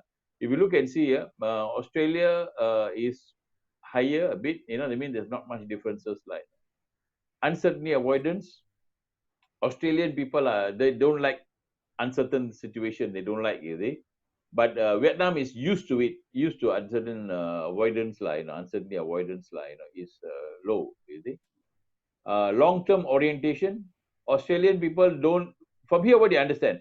Long-term orientation. Australia very low. Vietnam is very high. What does it mean? Long-term orientation. Remember, long-term growth, business growth. Not business growth. Thinking long-term. Yeah, they think a long-term. They think for the future. Banyak they think for the future So Vietnam is very high. Australia is very low. What does it mean? What does it mean? Focus short term lah. Apa ni? They don't worry about future. They don't worry about future. Yes, Australian don't worry about the future. Makan sekarang, enjoy now. That's all they think about. They don't think about keeping for the future, saving for the future, and all that. Because I think one of the reasons the government support them, right? They give when they retire, mungkin semua orang dapat. I think in New Zealand it's like that. Everybody when they retire, they get pension. Macam government servant. Even you're working private also, you get pension. So they don't even think about keeping money for the future and all that. They don't think of that. But Vietnamese, they think about that. So as industry, as business, marketing, and management people, when we go to these countries, we must understand their culture dengan cara ni. With this method, we can know what is their culture. Indulgence. Indulgence means what? Enjoy. Yang suka enjoy lah. Yang siapa yang banyak suka enjoy? From here, these three countries, which one suka enjoy banyak? Australia lah. They really like to enjoy. They very like to indulge themselves lah. If you put Brazil lah, I think lebih lah. Let's put Brazil lah. Really? Tengok Brazil lah. Brazil bukan banyak. Australia more indulge, Okay. So their indulgence is one. So Vietnam and Malaysia, we don't indulge so much lah. So we are okay. So this is how managers we understand what you call the cultural differences from one country to another country. Okay. So this will be very useful for you. I'll give you this in the link so you can actually copy this and try it out on your own.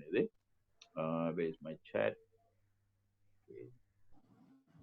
I'll put this in the chat so you all can.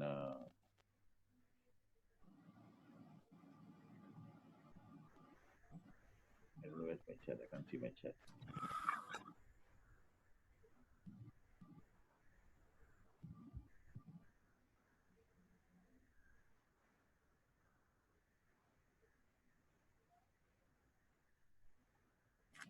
Okay, so this is the link lah, for you to go and analyze what you call this thing of different countries lah.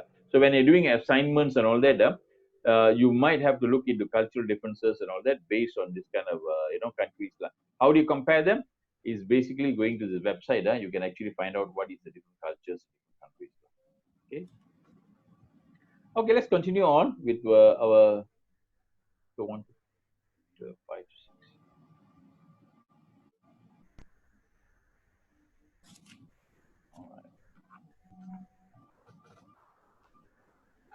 Okay, chapter 4, we're going into ethics, business ethics, right? What is ethics? What is ethics? If we say about ethics, apa tu? This whether is ethical, is whether whatever we are doing, whether is it ethical or not. What does ethic mean? Okay, the definition for ethics is basically accepted principles of right or wrong, govern the conduct of a person, the member, profession, the actions of an organization. Certain countries, the ethics is right in one country is not right in another country. Ethic is very important, the way they do certain things. What is ethical one place, is not ethical in some other place. Okay, for example, culture wise, if you do business in China or in Japan, when you go for a meeting or you meet somebody, it is customary to bring a gift to somebody. If you go to Japan, if you're going to meet somebody, a company or what, you bring a gift and go and give it to them. That is normal, is it, for that? But if I come and meet Razif in MOF, can I bring a gift and give him or not? Is it possible or not? Cannot, is it? No gift policy, sir. No gift policy, is it? Even for example, even the lembaga hasil come and audit in your office food, even water also you cannot give them. Dia bawa water dia sendiri tau, Ada dia tulis lembaga hasil punya water, is it? So that is how we do it. Our policy is like that. But there it is normal to go and give gift in Japan and all that. So in China, okay, the concept is like this. If you go and give a gift to them, they will refuse it. They will say, no, it's okay, no problem, is it? But you must offer 2 times, 3 times. And the 4th time, they will take it. This is how the culture is. When you go China, you go for meeting, you bring a gift to the boss, you give him a gift. He will say, oh, no, it's okay, no problem, no, don't want, you must offer 2 times, 3 times, then he will take it. So this is the norm, So sometimes we do not know that, So this is ethical and unethical, in some places, right? Okay, business ethics are accepted principles, in governing the business. Okay, and ethical strategy is a strategy that we're using. Whether does it, violate all the principles that is given. Now, most area of ethics is in employment, is in human rights or environmental regulations, corruption, or in moral obligation or multinational corporation. Sometimes certain countries, certain things you consider corruption is okay, is esteemed is okay for some other countries, right? For example, Nike. Now, Nike have the plant in Vietnam, Okay, Mani, we're talking about Vietnam again, So they open up a plant in Vietnam. So, but in the shoe plant in Vietnam that they did, what happened was in November, what's the date? 1997, there's an article in New York Times. It said that they are exposed to illegally high level of toxin. There's a certain kind of chemicals, and they were forced to work 65 plus hours a week for only $10. You say Vietnamese people are very hardworking, right? Isn't it? So they were forced to work so long only for $10 US dollar for 1 week, and which is actually a violation of the Vietnamese law. So Nike was doing that, So people are making shoes. This is called sweatshop. Okay. Now, is it ethical or unethical? Is it ethical or unethical? Unethical. Unethical, right? So these are unethical practices, though. But a lot of times it is legal, In certain areas, like okay, $10 is not legal, but some places it's legal to do that, The child labor in some places is legal, right? But the thing is, since the companies are, so ethical is very interesting. So immediately Nike, what they did, they changed the policies, they started giving them a more, what do you call this thing, and remove the level of toxin in the environment of working. Okay? So this that. Okay. Coca-Cola. Coca-Cola is another international company. Remember, I told you they're in 190 over countries in the world, is it? In this one, what happened was they went into India. And in 1970s, they exit out of India. When Indira Gandhi came into power, she kicked Coca-Cola out, is it? And then they came back again after she died, in I think 1980s or 1990, they went back again in India. But what happened was, when Coca-Cola were using the water, India, the most important thing is water, right? Isn't it? They fight over water. If you look at India, and South India, and Bangalore and Chennai, they were fighting because of water. Do you remember that recently there was some issue on that, is it? So water is very precious, But what happened was, Coca-Cola was going and taking out all the water from the swan. So even farmers don't have water, So that was a big issue. So that is a very ethical. They were doing legal. Was it legal? Yes, it's legal, is it? But it is unethical. So what happened is a lot of people went against them and they had a lot of rallies, So they say Coca-Cola stop dehydrating the world. So quit India. So, and they were also, having DDT, and chemicals and all that. They were putting all these chemicals into the soil, is it? So which is also affecting farmers. So this is basically one of the ethical problems they face, right? This is one. They're drying up. After Coca-Cola plant came, you see the water has actually dropped, underneath. Because most India water is all using what they call well, So the well water has dropped after Coca-Cola has come into the picture. So they use up a lot of water, right? This is also pollution. Not pollution, what do you call that? The ecological problems, right? Corruption. We are talking about corruption. Remember, Tony Fernandez also had a corruption problem. Recently, also, remember there was an issue that came up where France, I think in France, they were actually investigating Air Asia for corruption because basically when they bought the planes from them, Airbus, Air Asia buys a lot of Airbus, so when they bought the Airbus, what they did was Tony Fernandez and his partner, they also own a football team. Remember the QPR? They own QPR, So what they did was they asked Boeing to invest in QPR for their advertisements. Okay, so they did that, and that was in France was found to be illegal. What they did, but in Malaysia it's okay. Nothing wrong in it. I think even Mahathir also mentioned that, So because of what they call when you are investing in this country, so they don't mind investing in something else. So this is no. So that case was thrown out, right? So these are the areas that we do now. Why is it that unethical behavior, managers behave in unethical behavior? There are few reasons. This is basically based on study.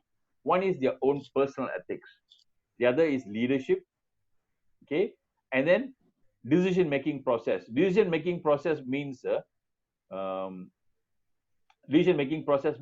sometimes in order for them to make a decision, it takes a long time. You have to send it back to the HQ, back to the head office. So it takes time. So the managers who are there in the host country have to make quick decisions, and because of that, they behave unethically. So this is one of the reasons. Okay, and then organizational culture. The culture of the organization itself is something that is unethical, and that also causes the manager to behave. And sometimes unrealistic performance expectations. Sometimes the company will ask you to do very high target, sometimes we cannot achieve it. So that also causes unethical behavior. So these are the reasons why, managers behave unethically. Okay. So we looked at different types of ethics in this chapter. We looked at what are the issues that companies have, in employment, human rights, environmental problem, corruption, and then the moral values of multinational companies. And we also looked at why, managers behave in an unethical manner. Okay, next we look into trade theory. Okay, the trade theory is, I think some of you have gone through the trade theory. Razif has gone through that trade theory. Right? So we're going to look at that. This is very important part in what you call understanding why is it that countries trade with one country? How does the whole entire trade? So the next couple of chapters, what we're going to look at, trade, and when we will look at economic integration, how about AFTA, NAFTA, how that comes about, we're going to look at that. And then we're going to look at the foreign exchange market, okay, how money is transacted, and we're going to look at the international monetary system, right? So hopefully by today we'll cover chapter until chapter 9 or chapter 10. Probably this is what I'm looking at. Okay, are you guys okay? Are you okay?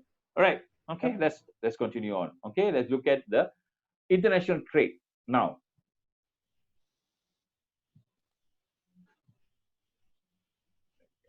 Let me start sharing again.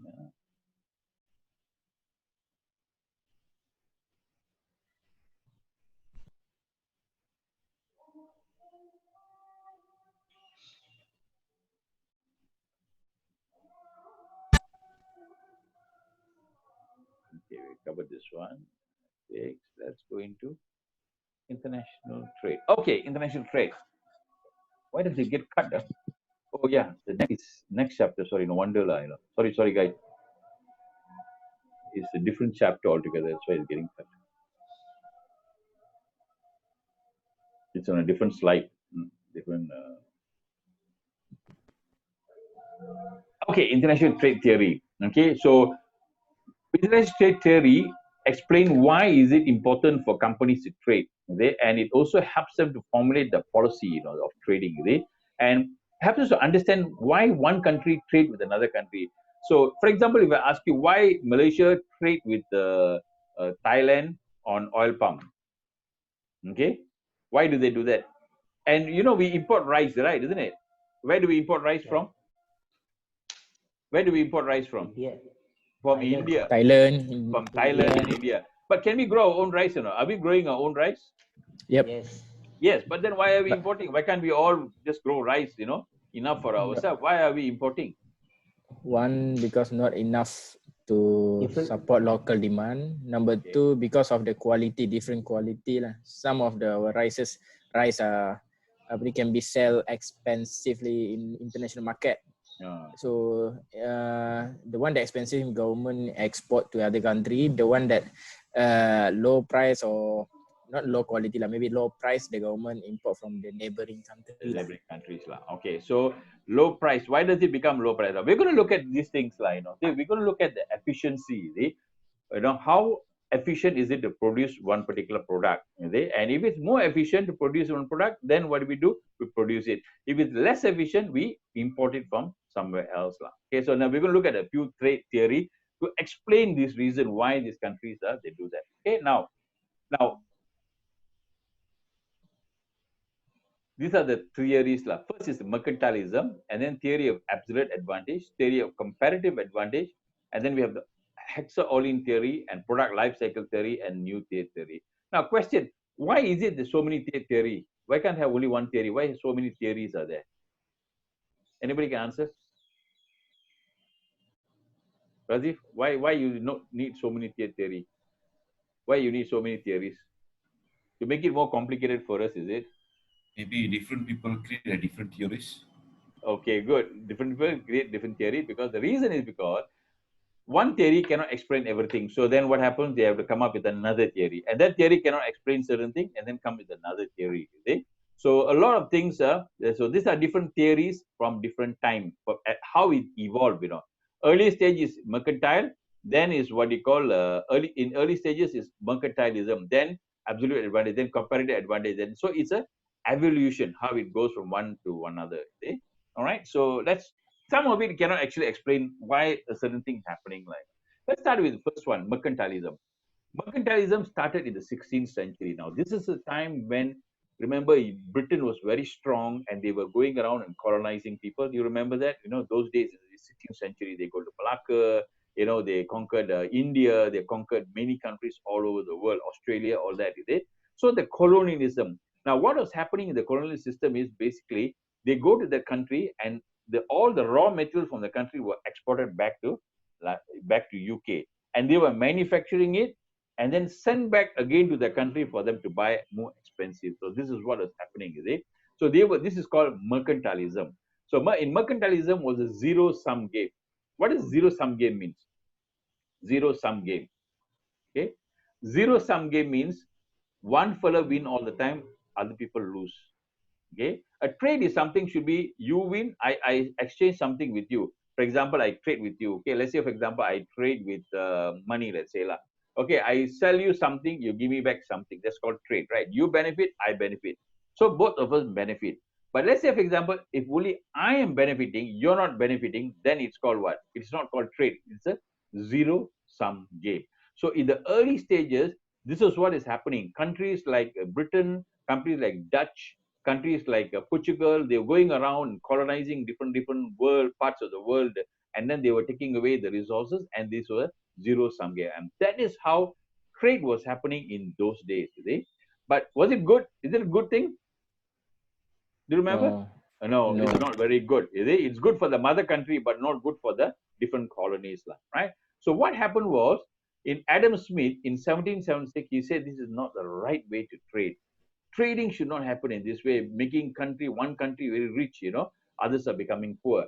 So what he said is trading must happen, every country got different ability to produce goods. One country is good in one thing, one country good in something else. Like, what they should do is a country that has absolute advantage over another country should trade that product with another country. For example, if one country like Malaysia, we were doing rubber, right? We have absolute advantage over other people in rubber.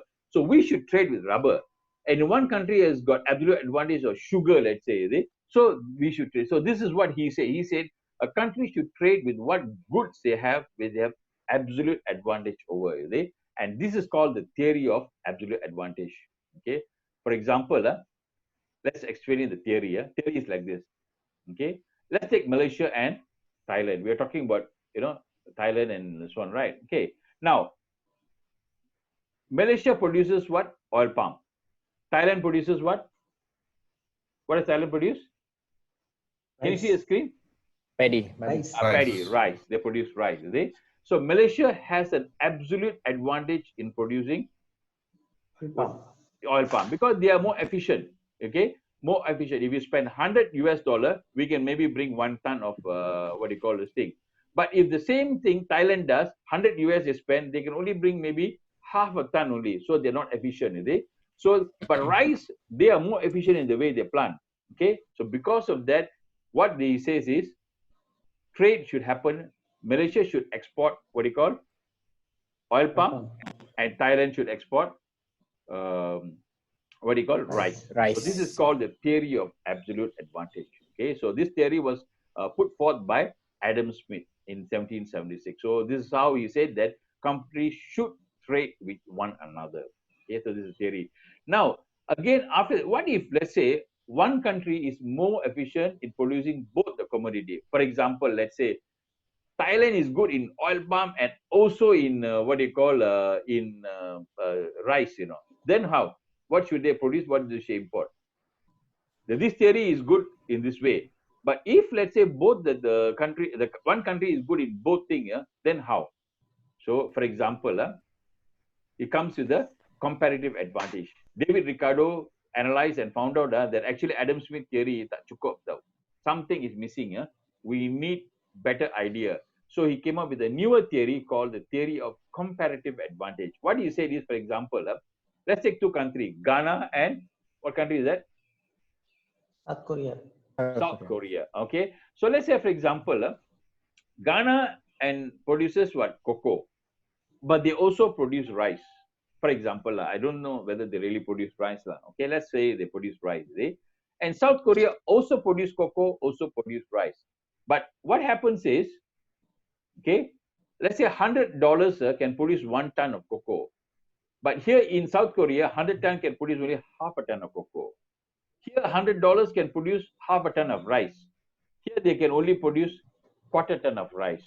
Okay, my question, which country is more efficient in production? Let's look at Ghana, let's look at South Korea. Which one is more efficient in production? Ghana. Ghana is efficient in both also, right? Isn't it? So according to absolute advantage, they have the absolute advantage over Korea. Now, apa yang dia harus export sekarang? What should they export? Ghana export cocoa. In this kind of situation, can you apply the theory? The theory won't work, right? Isn't it? Yep. Okay, because what should they do? Both also they are no absolute advantage. Both also they got absolute advantage, kan? So how are they going to trade with South Korea? What should they buy? So in this, what he says is, in the Ricardo, he says in comparative advantage, what he says is, you compare and say, okay, which one is better in production? If I have $100, mana lagi bagus for me to invest into produce? Which one is better? I'm Ghana. Which one is better for me? I have $100. Cocoa. Where can I spend the money is more better for me? Where more efficient? Is cocoa or rice? Cocoa. So because cocoa is better for me. Consider, let's say for example, 1 ton of cocoa and 1 ton of rice is same price lah. Yeah, if you sell is the same price. Let's say for example. So it makes more sense for me to spend all my money input into cocoa rather than spend my money and go and make rice, isn't it?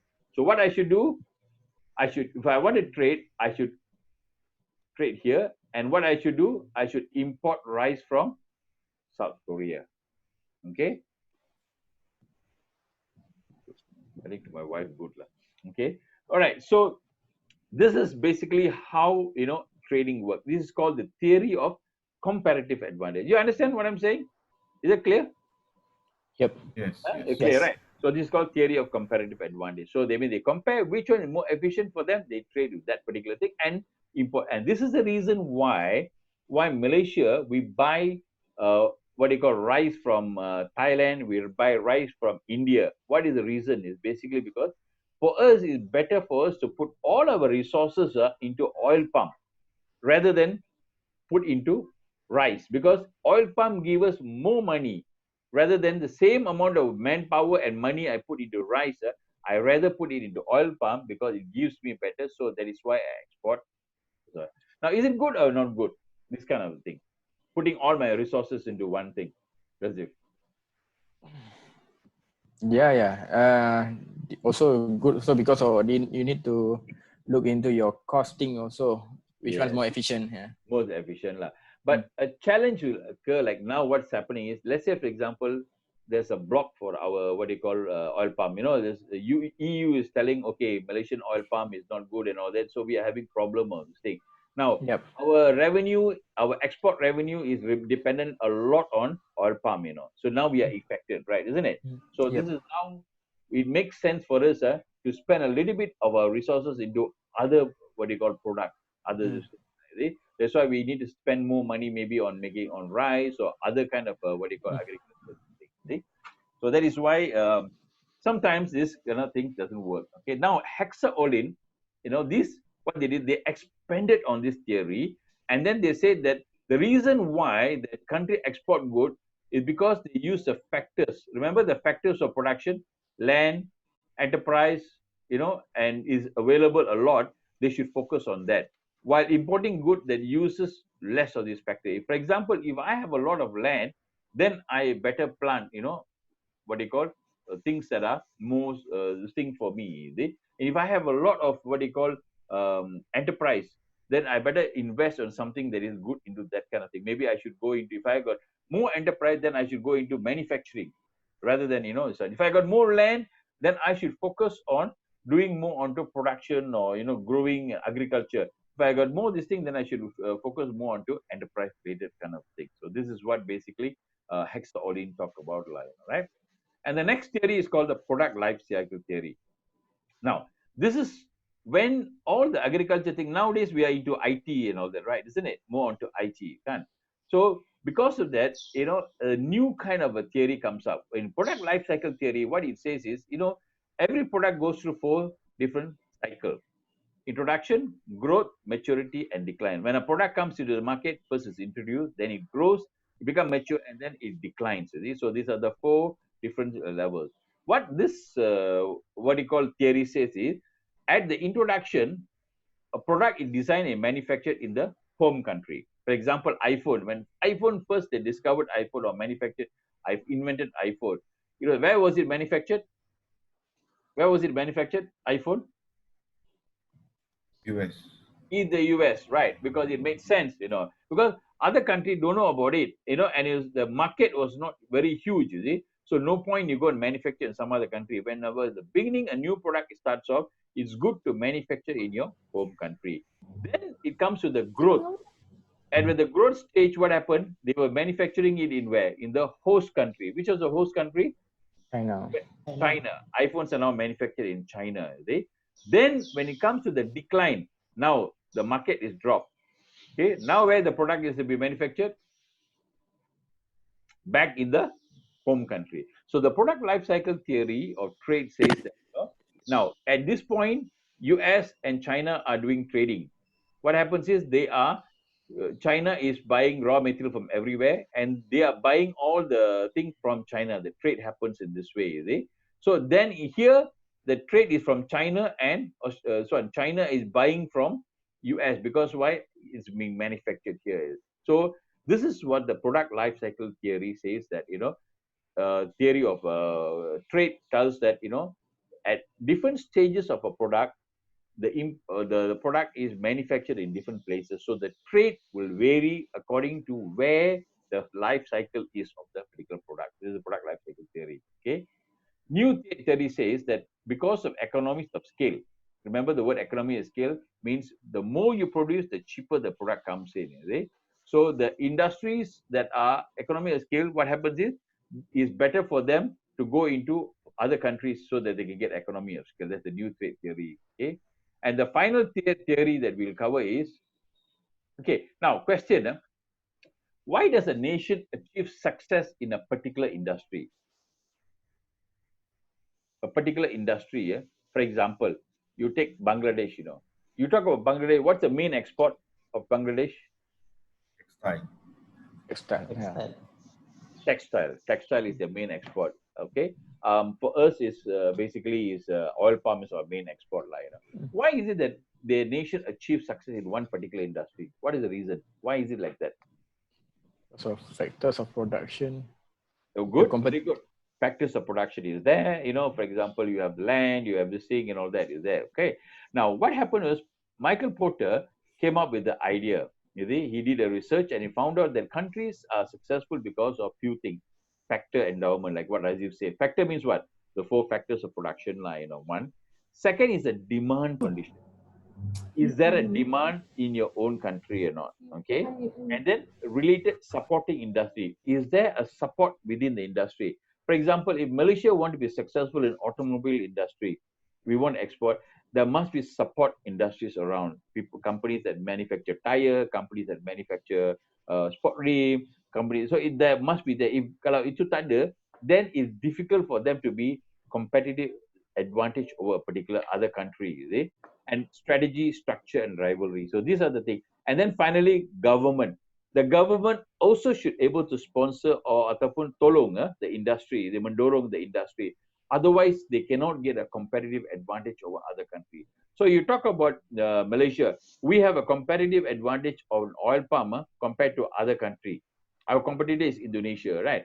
Other than that, we have very less competitor, and we have a competitive advantage of other countries. Why? Because of all these reasons. Because factor, we have land, we have manpower, demand condition. Even Malaysia also, we have a good demand for oil palm and oil palm related what you call goods, and industries that are surrounding it. We have oil mills, we have all other kind of industries that are supporting it.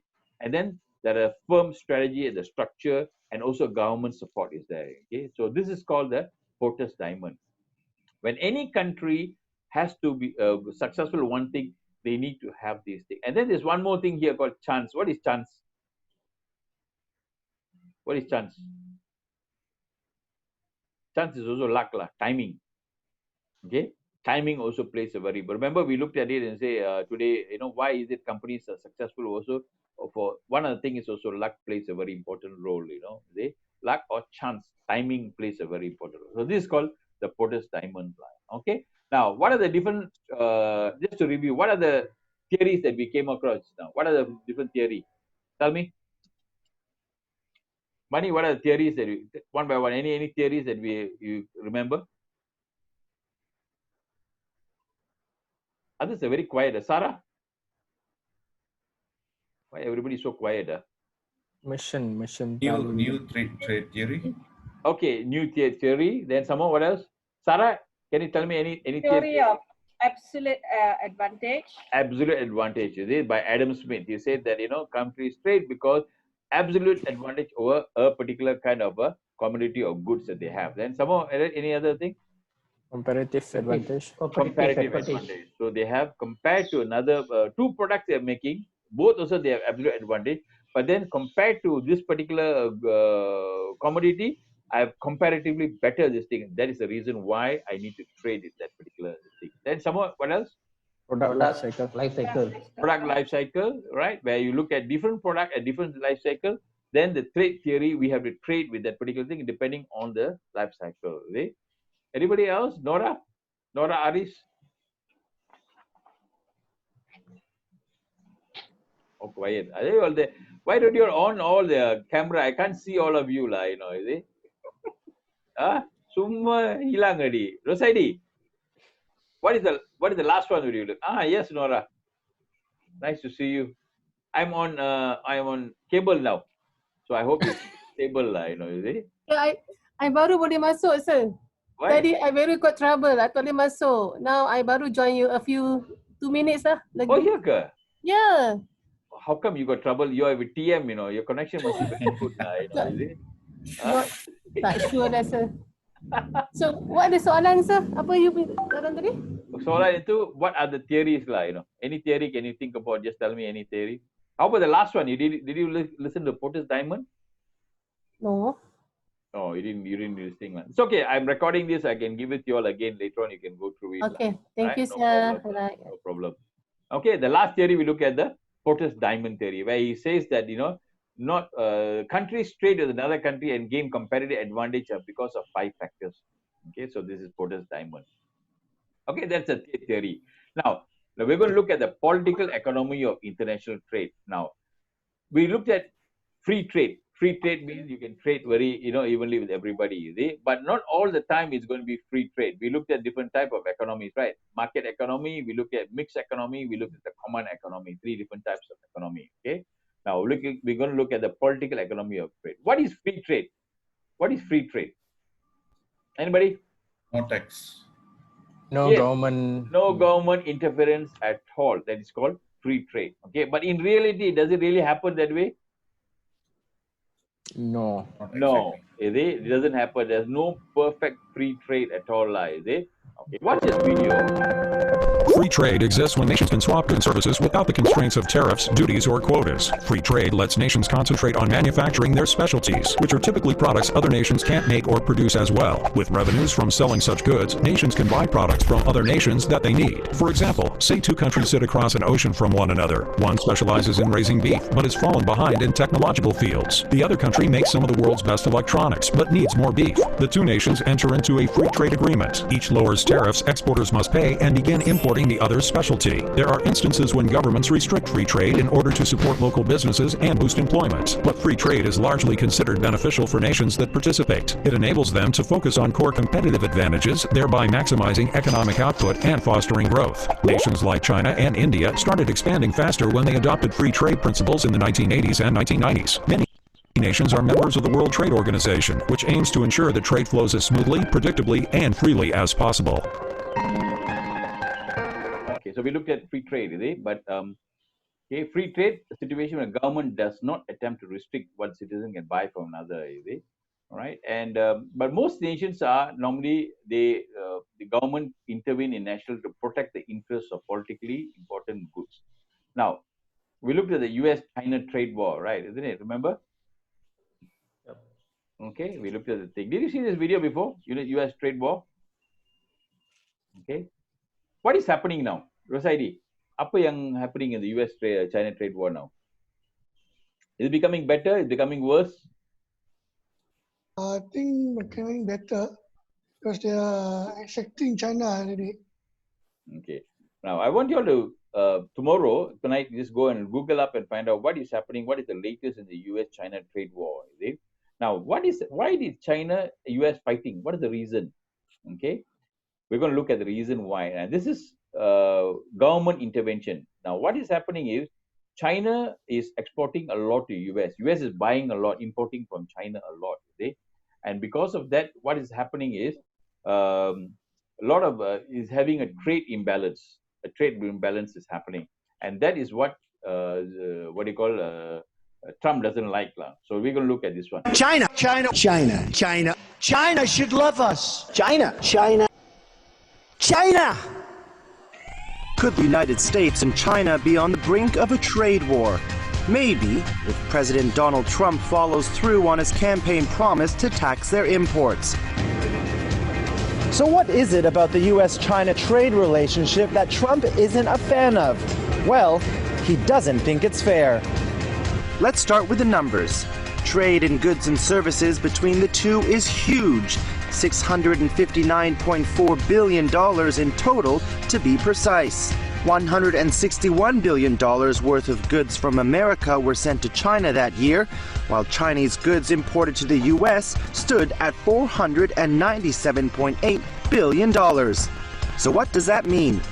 It means the U.S. had a trade deficit totaling $300 and $36.2 billion in 2015, 6.6% more than the previous year. Which brings us back to President Trump and why he is so annoyed with China. Because we can't continue to allow China to rape our country, and that's what they're doing. That's why, while on the campaign trail, the president promised to impose huge tariffs on the Chinese. This could be anywhere between 10% and 45%. So what exactly does that mean? Well, let's use this cup of tea as an example. Now, say I'm a Chinese tea maker, and right now it costs me about $1 to import this Chinese tea into the United States. Well, if Donald Trump introduces a 45% tariff on all goods from China, this one cup of tea will now cost $1.45 to get into the United States. And you're probably wondering who's going to have to pay that price? Well, it's going to be me, the consumer. But I'm probably going to ask myself, why would I want to pay $1.45 for a cup of tea from China when I could potentially get a cup of tea from India for less than $1? And that could badly hurt Chinese companies and their products. It would be the first volley in a US-China trade war. Beijing could impose retaliatory tariffs on certain industries, and that in turn would hurt American companies.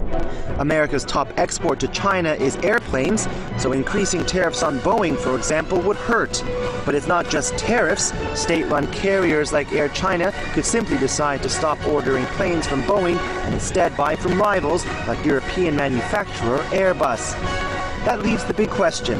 Who would win in a US-China trade war? The Chinese say they're ready for any potential protectionist actions and that their economy would remain strong. Over the last couple of years, the Chinese have shifted its economy away from a manufacturing one to a consumption-based one. Trade made up just 28.6% in 2016, down from 36.3% in 2015. China has also been trading more and more with countries with a growing consumer base like India. And finally, the two could spark a trade war over China's currency, the yuan. President Trump has been critical of the yuan, saying throughout his campaign that Beijing is unfairly devaluing it, making Chinese exports more attractive. Even after winning the election, he tweeted, "Did China ask us if it was okay to devalue their currency?" making it hard for our companies to compete. It's unclear if President Trump will actually impose a 45% tariff on goods imported from China, but one thing is for certain, it won't be hurting just the Chinese and American economies. It has the potential to leave the entire globe with an upset stomach. Phil Hahn, CNBC. Okay, so what do you understand from here? Amirul? What do you understand from what's going on in the trade war? The trade war. Why is US imposing tariff? Tariff means extra tax. Extra tax, extra tax. Why are they doing that? Why are they doing that? Why is US doing that kind of thing?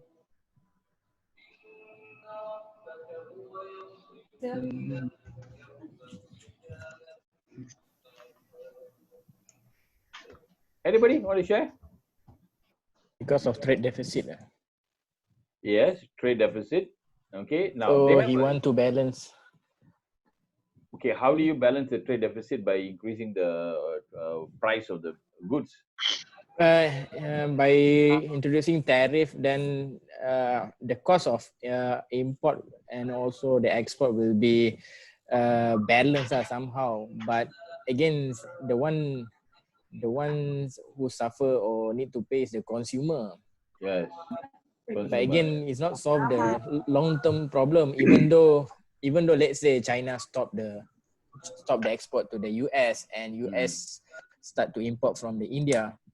At the end of the day, they will face the same problem. Let's say America will face the same deficit problem. Okay. More like political run.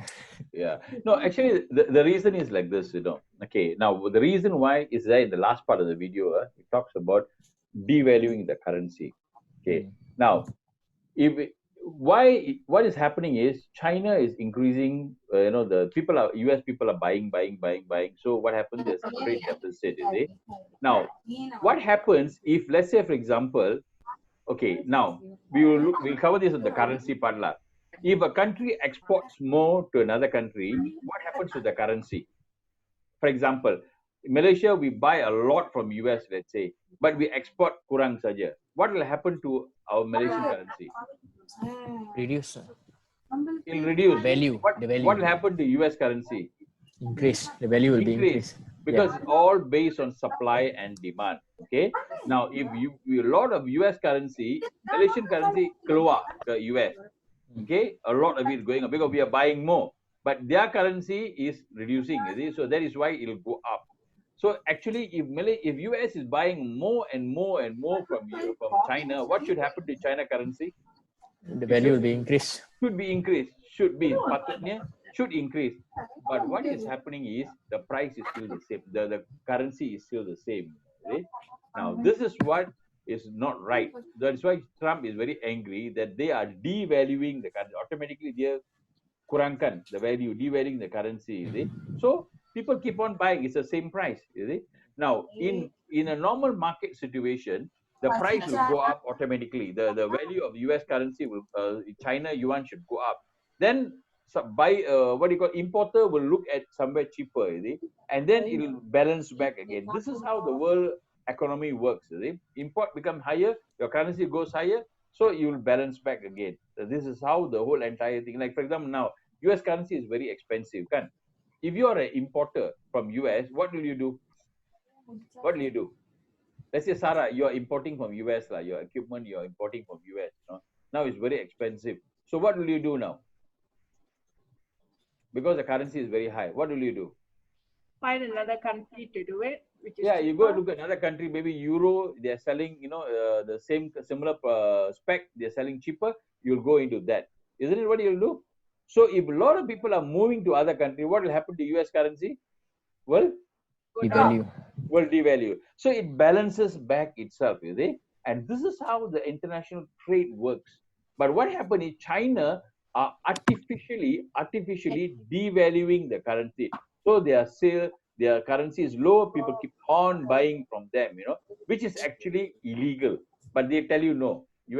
China tell you no, I'm not devaluing, So how do companies, how can you devalue your currency? What is the method you devalue your currency? How do you devalue your currency? Anybody can help me? Nora? Oh, Nora, are you there? Nora Aris? Where's the other Nora? How do countries devalue your currency? Kadir? Overproduction. Okay, overproduction won't devalue your currency. Will it devalue your currency? You produce more? How a country will devalue the currency? How can you devalue your own currency? Okay, what Bank Negara does is very simple. You see? When our currency is dropping, okay, let's say Ringgit Malaysia drop, what they do is... Buying other currencies, is it? Yeah, who said that? Selvi, is it? Yes. What did you say? Buying other currencies. Very good. Correct. You see? You buy other country currency. When you buy another country currency, what happens is what? Your value, what do you call it? Drops.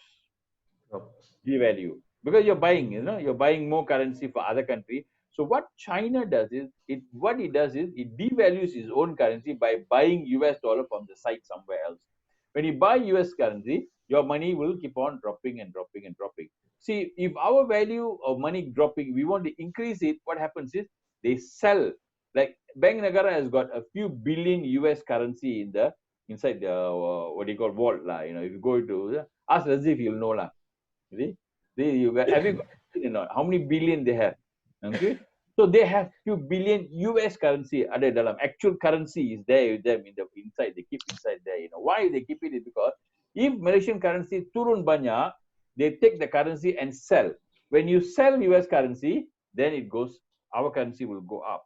So this is how the mechanism of bank, and this is what Bank Negara does. That's their job, is to stabilize the currency. They will use it in this way. Okay, because if the currency is very low, is good or no good? If currency is low, is it good or no good? Money. If Malaysian currency is low, is it good or no good? Depends. No good. Yeah, correct. It depends. No, it depends. It Yeah, depends. because kalau dia low kena tengok juga government punya loans juga. Kalau lagi rendah dia punya value, interest rate dia akan naik. So dia depends pada government juga, tengok implikasi dia. Another point is when you low, you can encourage more investor to invest in the country, in our country. It's true. It's good. Is it? And if it's low, it's good for exporter. Like your company, money is an exporting furniture, isn't it? Yes. So if Malaysian ringgit is now low, it's very good now, you know. You export. Why you think now what do you call stock glove is very high? You know, you see top glove, the share price is from $5. I think it's come to $15. You know, $5 the share price. I think it's come to $15. One of the reason is because COVID. COVID is, yes, I agree with you. COVID is one of the reasons. Another reason is basically because the currency is very low. It's cheaper for people to buy from Malaysia rather than other countries. So that's one of the reasons. All right. Okay. So that's about what you call trade. Now, how do government control this trade from what do you call this thing? There are different ways, 7 ways that they control it. They use tariffs, they use subsidy, import quota, voluntary restriction, and local content requirement, anti-dumping, and administrative. I'm going to show you what are all these 7 things. First is tariff. Tariff means is you put a tax. That is what US is doing. You know, he's putting a tariff of 40%. Is it 25 or 40%? Now 40% on the goods import from China. So if you're buying anything from China, extra 40% is there. So that's called a tariff. This is what government uses. These are the instruments they use to control international trade. Second is subsidy. Subsidy is like Malaysia give you subsidy for petrol, kan? So a government payment to a domestic product. So for you to improve the local content, you know, they give you subsidies and things like that. Import quota. Import quota is like they will tell you only so much only can import. They mean you can import only so much only. That is the main thing. For example, the reason why they do that is okay. Now batik is one good example of import quota. Is it? Now, which country the batik is very good? Who are the country? Malaysia, we do batik, right? Okay, and we also have Indonesia also batik. We have right now. Indonesia, the batik is cheaper. I'm sure you all have been to Indonesia, right? Isn't it? Okay, so you see the batik in Indonesia is very cheap, you know. So the government restrict the import. You very rare. You cannot buy batik in Indonesian batik in Malaysia, you know, because why? You can buy, but it's restricted. Because why? If a lot of batik is coming from Indonesia, what's going to happen to a Malaysian business? Goes down. The local, what do you call, people who are making batik in Kelantan and Terengganu, their business is going to be affected. So because of that, what the country does, Malaysia does, is they restrict how much only you can import. You cannot import a lot of batik from Indonesia. So they restrict that. So these are the tools here. And then they have local content requirement. In Indonesia, what they do is, if you want to manufacture a handphone you want to sell a handphone in Indonesia, they have restriction. 30% of the product should have local content. So if let's say Huawei want to jual handphone in Indonesia, 30% of the content of the Huawei phone must be from Indonesia. Now, the reason for this is so that the local companies can make money. Local people can get employment. So because of that, Huawei has to open a plant in Indonesia just for assembly. Just for assembly, they have to do that. Only then they can sell that. So this is also a local content. This is the way they restrict international trade. Anti-dumping means when a country dumps something means that you're selling it cheaper in another country. For example, in Malaysia, our proton saga is, let's say, for example, 50,000. You know, but you go to another country and the proton saga price is 30,000. That is called dumping, which means you are selling in your country, you make it expensive, but in another country you're making it cheaper. So that's called anti-dumping. Right? The purpose is basically they want to sell more. You know, that's the reason. So that is also unethical. So these are the reasons now. And then administrative policy is, for example, they make it very difficult, bureaucratic rules, so that you want to import from another product, they make it very difficult. So these are so there are 7 instruments that governments can use to control the trade, to develop their trade policy, like tariff, subsidy, import quota, voluntary restriction, local content, and anti-dumping policies and administrative policies. Okay. Now, The reason why they intervene in trade is because of two things. One is political, and the other one is economic. Okay, so political is basically they looking at within the just a minute, protecting the interests of certain groups in the nation. They normally produces this called political thing.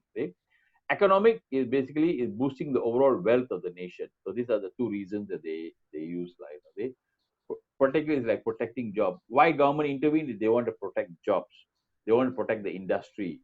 They want to protect unfair competition. They want to protect dangerous products, certain products that you don't want to manufacture. For example, firearms.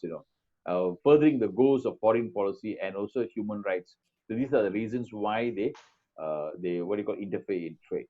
Okay, for infant industry.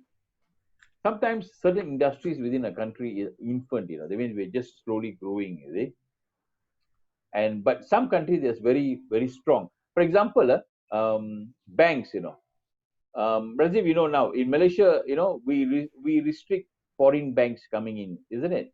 If a bank from foreign country comes in now, we restrict them. Why do they do that? Why do we do that? In order for you a foreign bank to open up in Malaysia, you have to have a license. You cannot simply operate over here. Is it? Why does the government does that? Why do they do that? Anybody can answer? I want you to think a little bit. Hazwani? Yeah. Why do the government restrict, for example, opening a bank? You're in the bank, right? Are you in the bank? Yes. Okay. Why do government? Which bank are you in? RSB juga. Betul. RSB. So kenapa bank daripada luar negeri semua bukan tak boleh masuk ke Malaysia? What is the reason? Maybe dia nak defend Malaysia bank daripada defend our bank. Our bank, Malaysia, yeah. our local bank. So our local bank, say for example, Bank of China, let's say they masuk ke Malaysia, they have got very huge amount of assets they have, asset money they have, they can give you very high loan, Suddenly they'll give you, I give you 5% interest, what will you do? Everybody take the money from Maybank and RSB Bank and then go and put it into the foreign banks, right? Isn't it? Yep. So what is going to happen? The money is going to flow out. And what will happen to our local banks? Semua akan mati, right? So this is the reason why they want to protect this kind of thing. So we cannot have free trade. So they have to do that. So they want to protect their own, what do you call it? What is the interest rate now in RSB, Hazwani? You means what rate? FD rate. FD 2.35 for 3 months, 6 months 2.45. Turun macam gila lah, Turun gila sebab OPR. OPR kan, and I heard they're going to revise it. I think maybe it's going to go down also lah. That one I think our friend will know lah. Does it? Yeah. They're going to reduce the thing lagi kan? Another 25 basis point, they're going to reduce, isn't it? Belum ada apa-apa keputusan rasmi lagi, Mr. Franklin. So I heard lah, they might even reduce some more, is it? Okay, so but there will be meeting soon. They'll be meeting on that line. So they want to reduce the thing so that they want to drive the economy. So if this is the reason why government want to protect the one. All right. So we have studied about in this chapter we will look at what are the different kind of tariffs that government can use for the thing. We're going to look at the next one. International how we looked at in chapter 6. We looked at why governments interfere in international trade. The reason is basically there are two reasons. One is for political reason, one is for the economic reason. Political because they want to protect a certain group of industries or different people, and second is basically they want to protect the economy of the country, and this is why governments get involved in it. Okay, we looked at the US and the China trade war and what is happening there. Okay, so I want you to look at it and come back to me tomorrow on what is the situation of the US trade war. Okay. Now, next is the regional economic integration. Now, in order for can we take 5-minute break? Yeah. Now, okay, I need to spend a little bit of time tomorrow on your assignment because, to tell you the truth, I'm not very happy with the way that your assignments have been written.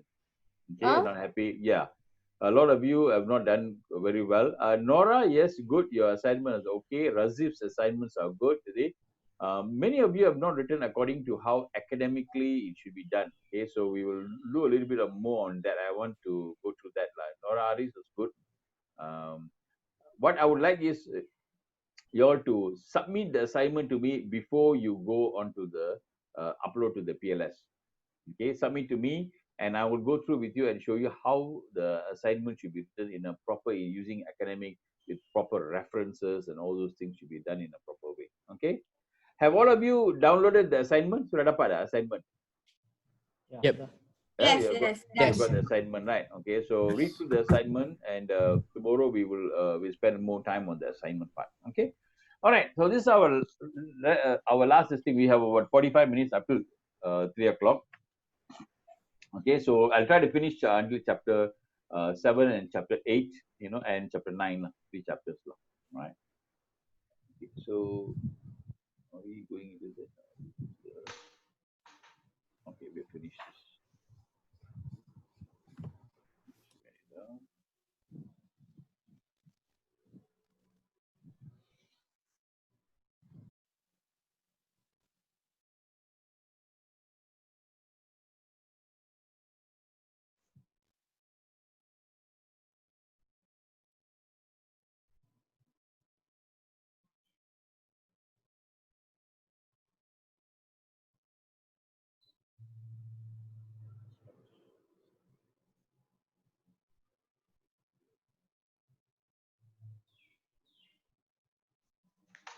Okay. Now we're going to look at the regional economic integration. Regional economic integration means how countries are integrating and joining together in trade. Now we're all talking about trade, right? Okay, how are they joined together? We're going to look at that. Okay, so different methods of how they do that. Okay, now regional economic integration are agreements between countries in a geographical region to reduce tariff, non-tariff barriers for the free flow of goods and factors between each other. For example, what they do is they sign, that this is a signing of agreement between China and US. I think this is before the trade war, now they all are fighting with each other. So what they do is they sign with each other within a few countries. Oh, we cannot see your screen. Oh, okay. Yeah. Wait a minute, Let me see now. I think I have to stop sharing, and then I got to share again.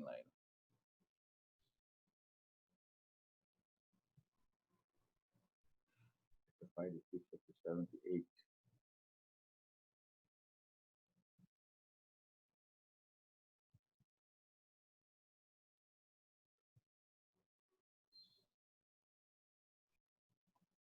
Can you see it now? Is it possible? Can all of you see? Yes. Okay, so we're talking about regional economic integration. Okay, chapter 7. Okay, regional economic integration is agreements between countries within a geographical area, a region, so that they can reduce tariffs and non-tariff barriers between one country and another country. So easy to import goods, so they don't have to spend a lot of money on taxes and things like that. Okay, so there are different levels of agreement. Just like the way it is, how close a particular agreement is. So we're going to look at the different types of integrations that we have today. So this is one of the agreements that they are signing. Okay, watch this video and write down the different types of economic integration that countries can adopt. All right. Let me see now. Am I putting in the? Okay, computer sound is there. Economic integration reduces or eliminates trade barriers among nations and coordinates monetary and fiscal policies. The aim is to reduce costs for consumers and producers, as well as to increase trade between the countries participating in the agreement. The more integrated economies become, the fewer trade barriers exist, and the more politically coordinated they are. Countries can agree to different levels of economic integration. A preferential trade agreement is a trading bloc where members reduce or remove tariffs on certain goods imported and exported throughout their region. A free trade area is a bloc in which countries reduce or remove tariffs on all goods among member nations. An example is the North American Free Trade Agreement. In a customs union, member countries reduce or remove tariffs among themselves and impose a common tariff against non-member countries. Countries involved in a common markets bloc freely exchange all goods, services, labor, and capital. An economic union is a common markets bloc among members that also share one trade policy with non-members. And in a monetary union, nations share a single currency such as the euro. The good thing about economic integration is its members pay smaller expenses to trade, which can spur economic growth. But one member of a bloc can bring others down if its economy or growth slows. The more integrated the economies become, the less flexibility the governments of member nations have to make adjustments that would benefit themselves. Okay, so this is a video showing about economic integration. Now look at this graph, this diagram. This diagram tells you what are the different levels of integration that countries can have. And the inside is a free trade area. Free trade area is a very simple agreement between two countries or member countries that they can free trade between each other. One good example of this will be the what do you call NAFTA. NAFTA is North American Free Trade Organization. So North America, can you hear me? Ken? North American Free Trade Area. Free trade area, sorry. Area. So which means is between three countries, US, Canada, and Mexico. Trump already broke that. He fight with Mexico, he fight with the Canada, and then NAFTA is like now in the rocks already, like nobody is thinking. Another example would be AFTA. Have you heard of AFTA? Asian Free Trade Agreement. Free trade area again. Sorry, I keep saying agreement. So there is about 10 or 11 member countries, which is Malaysia, Singapore, Brunei, and Philippines, Vietnam. So these are the 10 member ASEAN countries. The newest member is Myanmar. Okay? So there is agreement among them on what kind of goods can be what you call imported and exported without tariff or reduced tariff. So there's a kind of agreement between these countries. So it's easier for them to do more business together. So that's the easiest agreement that they have is NAFTA. Then the second is customs union. Customs union is even more stronger, what you call a connection, integration. And then you have the common market. When you talk about common market means all the five, or what do you call labor, land, and all that can move. In a common market, what happens is we can go and work in maybe Vietnam, no problem. You don't need to show visa, all this working permit, no need. You can work anywhere. So it's a common market. They consider that as a common market. So they mean it's all like it's all together. They can all work together. So EU is a common market. So products from one place can be moved to another place. So I can sell in Vietnam without going to import duty. All that is not there. So that's called a common market. So closer, what do you call thing. The next is economic union. Economic union means here the economy of all the countries are all joined together as one. For example, EU is also another economic union. Okay, and the last is a political union. Political union is all these countries within the same member countries, they have the same political system, all with the same system. So this is the highest level of political union. Okay, in economic union, the euro is there. In 2003, what happened is all the countries in euro, they came up with the euro currency. So that is the economic union and then political union. In AFTA, we are trying to move to common market. We are looking into how in ASEAN we can have a common market where we can, our goods can be traveling everywhere without any restriction. Common market is there, the political union and the economic union.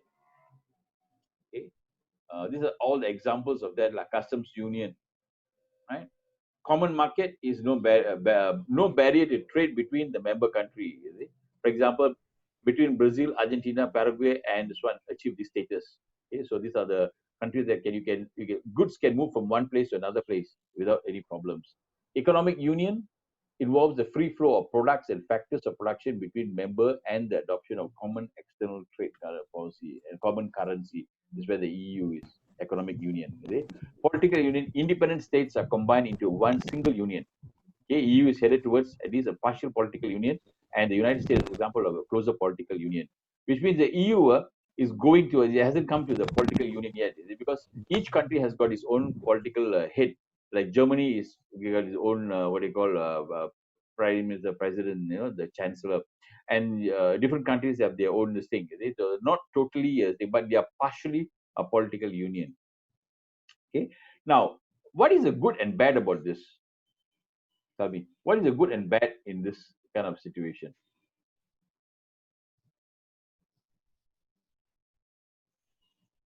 Rosaidi? Hello? Rosaidi? What is good and bad about this kind of a union? They are controlling the economy. Controlling the economy. What is the good thing? Good thing from this economic unions, all this what do you call integration that we are talking about, different types of integration. Probably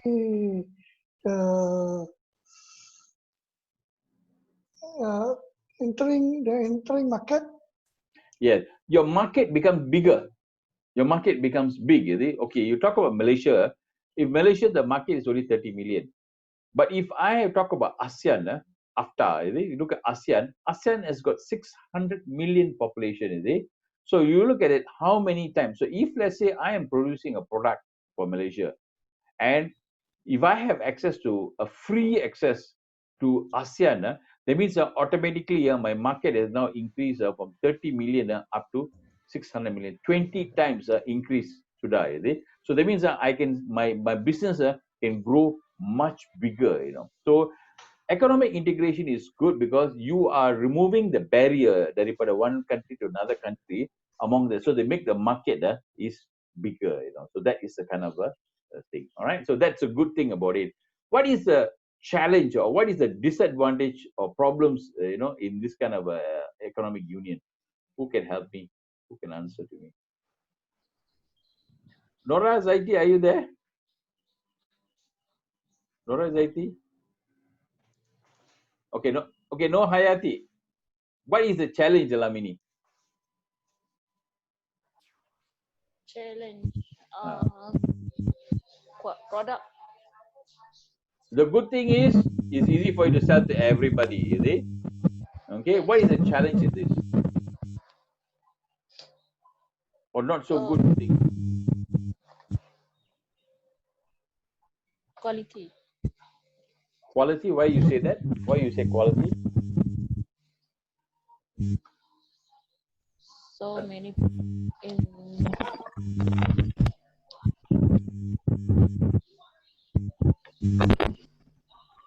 Anybody can help her?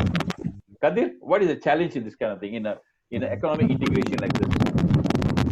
Good is you can get a lot of products, you get your market is become bigger, is it? What is the challenge here, Kadir? Limited products.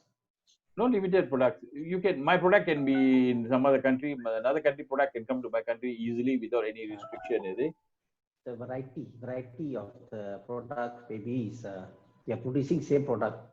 Okay. Yeah, we are marketing almost the same product among the Asian countries. Yeah. So what will happen? I mean, good. You're right. So what will happen? Your price is must be cheaper in your competitors. Yes, Hazwani, good. We'll have more competitors, is it? So our competition is going to increase, So here, Malaysia, so far you're doing okay, Suddenly you have competitor coming from Vietnam and all that, and then you are in trouble, For example, batik. Now I'm selling batik, I'm making a good money, Then suddenly now you have the economic integration, and then a lot of Thailand, Indonesian batik comes in, or Thailand batik, whatever comes in, and then now my business is dropped. I cannot do that because there are a lot of competition is coming in. So economic integration is good because there are barriers that are removed, but it's not good because there'll be increased competition, right? So that's the reason why after they don't want to push into economic union, they're stopping there because they're affected, worried that our Malaysian businesses are going to be affected. Okay? And remember what TPPP and all that. Remember they had this problem of TPP, right? And they say that Malaysia, we don't want to get involved. No more already. that what partnership? Trans-Pacific Partnership. Trans-Pacific Partnership is not there anymore already. Last time it was there, now it's not, no more already, it's out of the thing. The reason is because it's going to get a lot of challenge to our local businesses are going to be affected. See? So this is one of the reasons now. Yes, of course, some things are going to be cheaper, but a lot of other challenges are going to happen. All right. Okay, let's move on. Okay, so this is what we learned about the economic integration. Okay. Now let's go into foreign exchange market. Now, these two chapters, chapter 8 and chapter 9, is going to be very interesting because it's going to talk to you about the foreign exchange market, and how that is affecting international trade. All right. Are you guys okay? Everybody all right? Shall I continue? Shall I continue? All right. Okay. Now let's look at the foreign exchange market.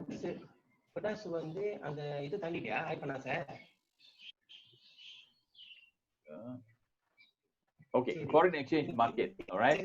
Foreign exchange market is a market for converting the currency of one country to that of another. An exchange rate is simply the rate at which one currency is converted to another. So it's called exchange rate.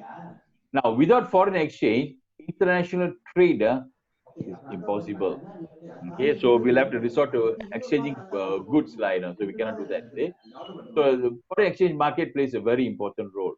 Okay, so let's look at how foreign exchange, now watch this video. I want you all to watch this video, and I want you to look at it and see how foreign exchange works. Okay, and when watching this video, I want you to write down these two things.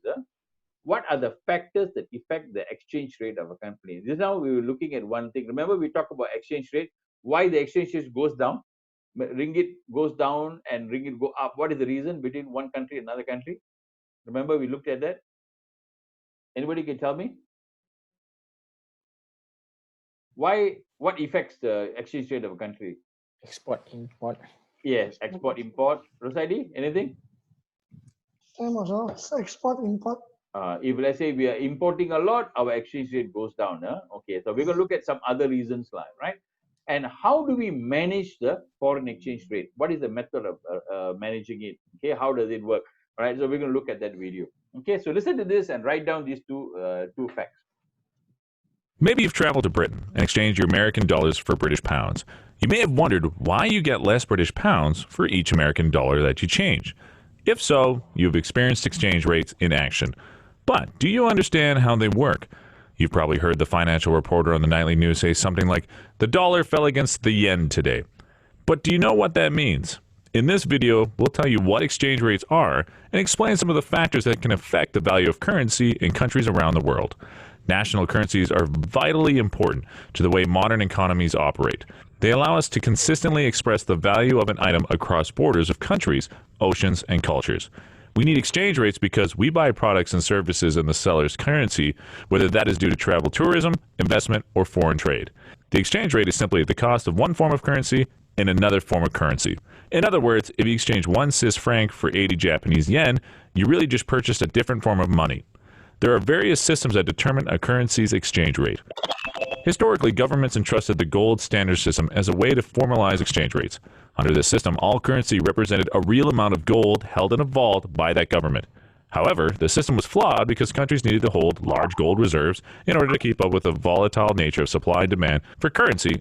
Nowadays, there are three main systems used to determine a currency's exchange rate: the free-floating, fixed, and managed exchange rate systems.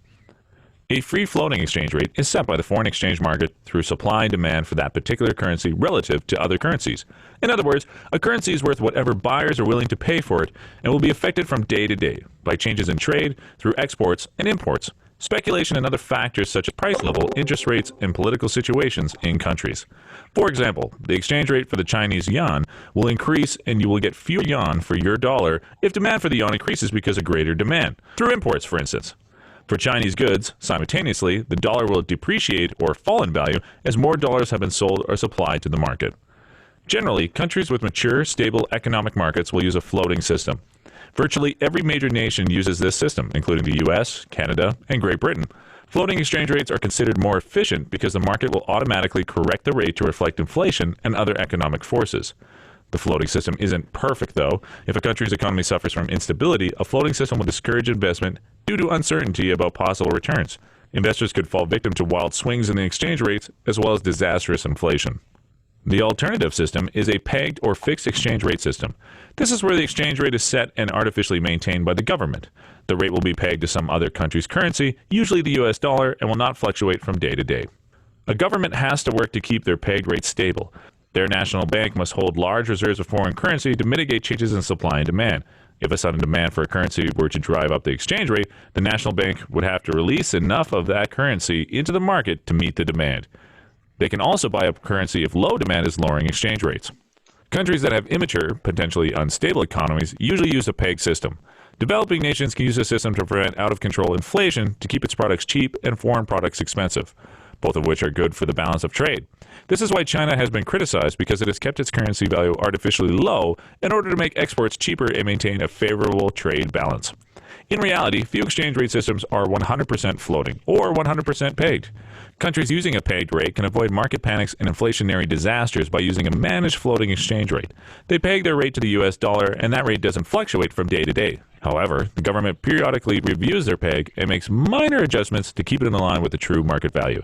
This is similar to the semi-fixed exchange rate system, which differs by the fact that the interest rate is permitted to move between bands of fluctuation, but is ultimately given a specific target, which is the dominant aim for economic policy making through interest rate. Floating systems aren't really left to the mercy of market forces either. Governments using floating exchange rates make changes to their national economic policy that can affect exchange rates directly or indirectly. Tax cuts, changes to the national interest rate, and import tariffs can all change the value of a nation's currency, even though the value technically floats. The next time you cross a border and trade your money for that of another country, remember that economic forces across the world help determine that exchange rate. In fact, when you exchange currencies, you're one of the economic forces. You're helping to set the exchange rate too. Okay, so what are the factors that affect the exchange rate of a country? Look at the video. What are the factors? Economic forces.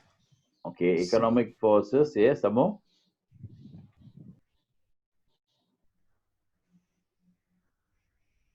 Kadir? What are the factors from the video you saw that affect the exchange rate of countries? Economic forces, yes, okay. Supply and demand. Remember you looked at that, supply and demand?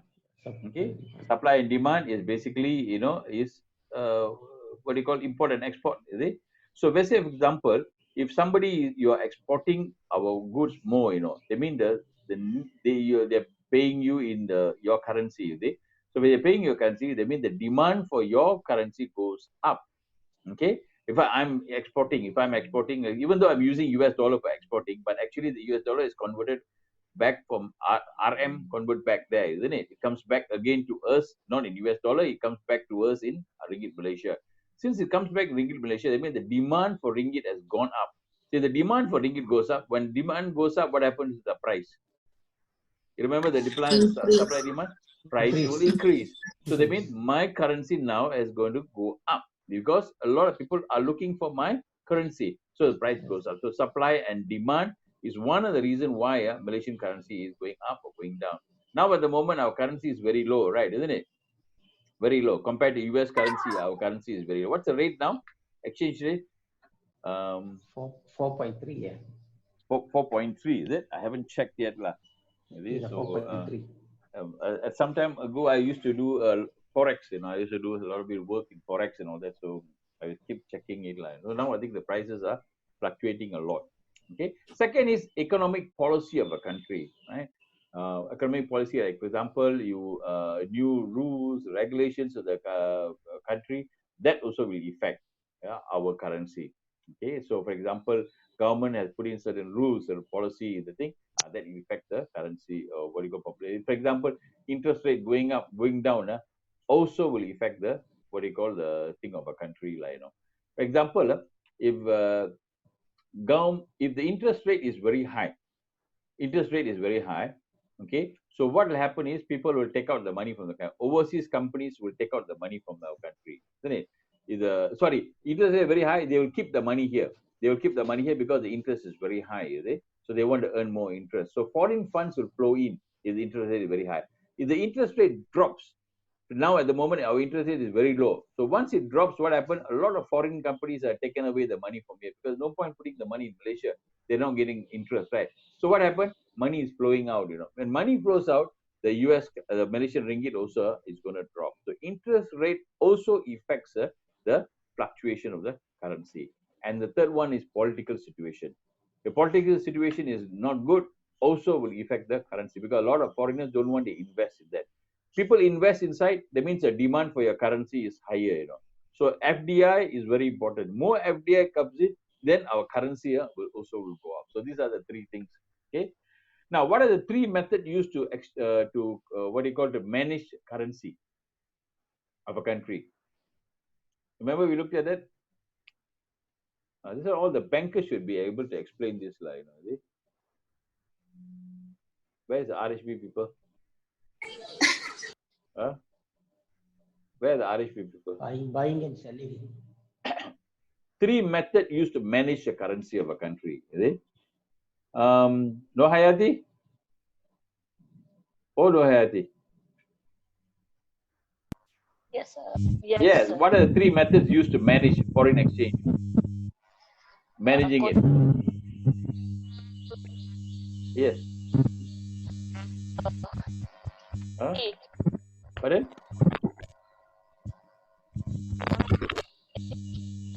I can't hear you, lah. Anybody else? What are three different ways?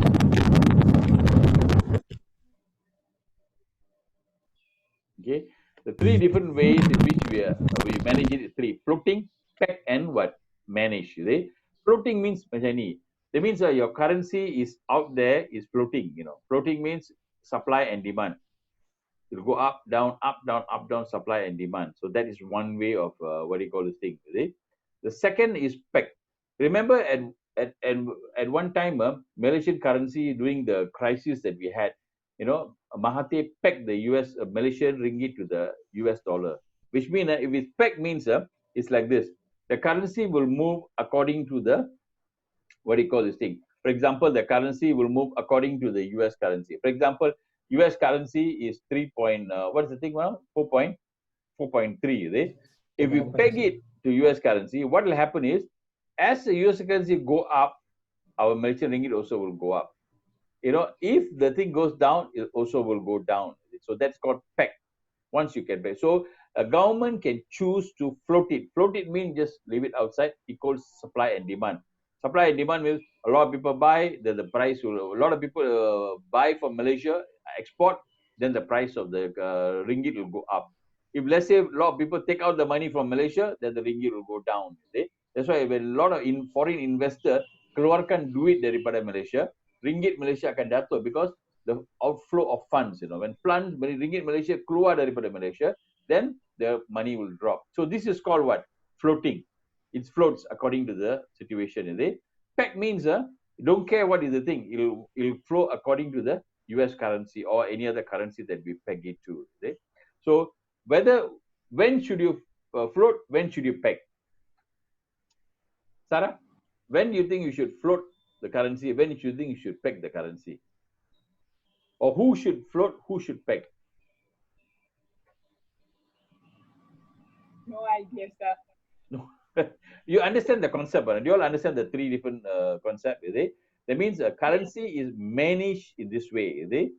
Either it's floating or it's pegged or it's managed. Okay, floating means it's in the open market. People can buy, people can sell, buy and sell. So the price vary from day to day. Dia akan tukar. Once it's pegged, the price will not vary. It's equal to US currency saja. So there is no buying and selling outside. It's because it's pegged to the particular currency. So when you peg it is when, if the economic situation of the country is not good, then what you do, you peg it to the sun so that it doesn't float so much. So if you are good, for example, if you are good in swimming, let's say for example you are very good in swimming, do you hold on to something and swim or not? Do you hold on to the boat and swim? No, you can swim on your own. If let's say you are very very weak in swimming, you're not very good in swimming like me I don't know how to swim so much. So that day somebody took me for my We went for scoop. What do you call that? Snorkeling. How many of you have gone snorkeling? How many of you are good in snorkeling? Is it? So snorkeling, some of them love to snorkel, but I was so panicky about snorkeling because I'm not very good in swimming. Is it? I scared I will sink. So what I did, I held on to the boat. The boat they put one string there. I held where I went somewhere in Pulau Perhentian, I think like So I held on to the thing, so that I don't sink. So I was just floating. I was not swimming. Is it? Because why? I was very scared. So same way with currency also. If the currency is not, the country is not very good economically and very shaky, you go and peg yourself to something and you hold on. You don't care. So whatever happened, you're not going to, because the boat is strong. So go to a strong currency and hold. But if the country is good, okay, then you can go and float. So this is the two reasons, So if like India at one time it was not good, so it was pegged to a certain country. So all the weak countries will be pegged. All those that are strong a bit, they are going into the floating situation. If Malaysian economy is going to drop some more, we will have to peg our currency to US currency maybe. But this time maybe not US lah. Maybe they're going to peg to euro. Which currency is stable? We'll go and peg to that particular currency. So this is what is going to be. Okay. All right. So what are the factors that affect the currency of a country up and down? What are the three factors? Supply and demand, economic policy, and the political situation. These are the three things that actually affect the what they call country's currency. And how is managed by three ways: floating, peg, and manage. Manage mean it is pegged, but they keep modifying it, changing it from time to time. So now, what is the Malaysian system? Malaysian ringgit, what are they doing, Razif? Floating. Right now floating. Right now it's floating. Okay, but very soon it might come to a managed kind of a float lah. Managed float, we call it floating but managed. That means you're floating tapi you pakai yang apa tu? You're wearing the life jacket. Life jacket lah, So it is managed, but you're floating, it's managed lah, So mine was totally pegged. Even with managed also I cannot lie, So I have to be pegged to the boat, is it? So this is a good example lah for you to understand the currency. All right. Now, exchange risk, I won't go into this. There are three ways in which you can exchange. I'll give you the three ways that a company can, this thing. For example, now, for example, let's say you're buying something, like say money, you're exporting to another country, right? Isn't it? Yes. Exporting furniture to another country. So let's say, for example, you quote to them, you quote in what, US dollar or ringgit? Quote in the home country price, USD. USD. So because you're exporting to US lah. All right. Okay. Let's say, for example, you have quoted to them the furniture. It costs maybe about let's say your furniture is cost about 100,000 US dollar lah. So you quoted 100,000 US dollar. But when you quote the time, the price was 4.3 to ringgit Malaysia lah. Right? Okay. Yes. But now what happened is it takes you maybe 30 days for you to manufacture and send it over to them. Okay. But by the time they want to pay you, it's 100,000 US, right? The quotation price is the same. Yes. But now the price of the currency is now 4.2. When you quote the time, the currency is 4. Because you have your cost, right? Your Malaysian ringgit and calculate back is 4.3. Ngam, 100,000 is the cost, is it? Okay. Now the exchange rate is 4.3. Now, are you making money? Or are you losing now? Sorry, now it's 4.2. So are you losing or making? Losing. You're losing. Yeah, losing. You're losing, right? No, you're not losing. You're winning. You're making money, right? You're gaining money. You're gaining. Because why? We quoted 4.3. At the time, it's 4.3. I mean, 1 ringgit is 4.3. Is it? You quoted. But now the price is 4.2. 4.2 for every ringgit, is it? Yes. So you are gaining, You are gaining because you're exporter. You are an exporter, is it? Right. So you're gaining. If so, as an exporter, if let's say, for example, the ringgit drops, that means that the ringgit has dropped. According to Malaysia, the ringgit has dropped. You make money, but the ringgit has increased because the currency 4.2. Are you making money or are you losing money? Losing money. You're losing money. Let me see. Let me see. I'm now confused already. Like, 4 point, when you quoted is 4.3. They mean $1 is 4.3. So 100,000 is equal to 4.3 million ringgit. Okay, so this is the price lah. 4.3 million. Yeah. You will get 4.3 million lah. So now the thing is what? 4.2. So it's So dropped. now you'll be getting 4.2 million only. So you are actually losing 100,000 ringgit. You're losing, right? Isn't it? Yes. So now this is good or no good? No good, right? Isn't it? No good for you. No good. Yeah, So losing money. You're losing money. So how do you mitigate the risk? I mean, how do you stop the risk? I mean, you control the risk of losing money. How do you do that? What is Actually, we will have a foreign account. Okay. To keep some currency in foreign currency till when manage the currency. When its currency increase, we convert back to US ringgit. US currency. Okay, so that's the ringgit. That is the way that many companies do. What they do, they have an offshore account where they have US currency. So even though now the rate is 4.2, let them pay to your account. So 100,000 is 100,000. Okay, they don't change back the money to Malaysian because They don't exchange. They don't exchange. They wait until the money is high, then only they take the money and put it back again into ringgit Malaysia. So that way they are making money in that. So these are the ways that they do. So we have a few ways. If you don't have an account like that, what do you do? Let's say you don't have US currency account. They call it US dual account. They call it like US currency account. There are different ways. One is called a spot rate, hedge, and currency swap. Okay, so these are different ways. You can watch this video later on and tell you about what are the differences. Spot rate means is today's rate. Today's rate. So that means what I'll tell them is, I'll go to the bank and I'll tell them, okay, I have a deal from XYZ company from US. They're buying my furniture at 100,000 US. Today's rate is 4.3 to what they call $1 US. So what the bank will do is they'll give you the spot rate. So even after 2 months, 3 months, you are actually going and this thing. What happens is the bank will honor the same exchange rate. Okay, if at all they sometimes the bank take risk. The bank sometimes they lose money, they make money. Sometimes it's the other way around, they make money. So this is what the way it is. So there are 3 ways: spot rate, hedge, and currency swap is what they do that. So 3 different ways of managing the risk for foreign exchange risk. Okay. Now today you have something called Bitcoin. You all know Bitcoin, right? Isn't it? How many of you got Bitcoin? I know Kadir has got Bitcoin, right? Isn't it? Yep. Yeah. Okay. So now this is what is the rate now? Has it gone up or gone down, Kadir?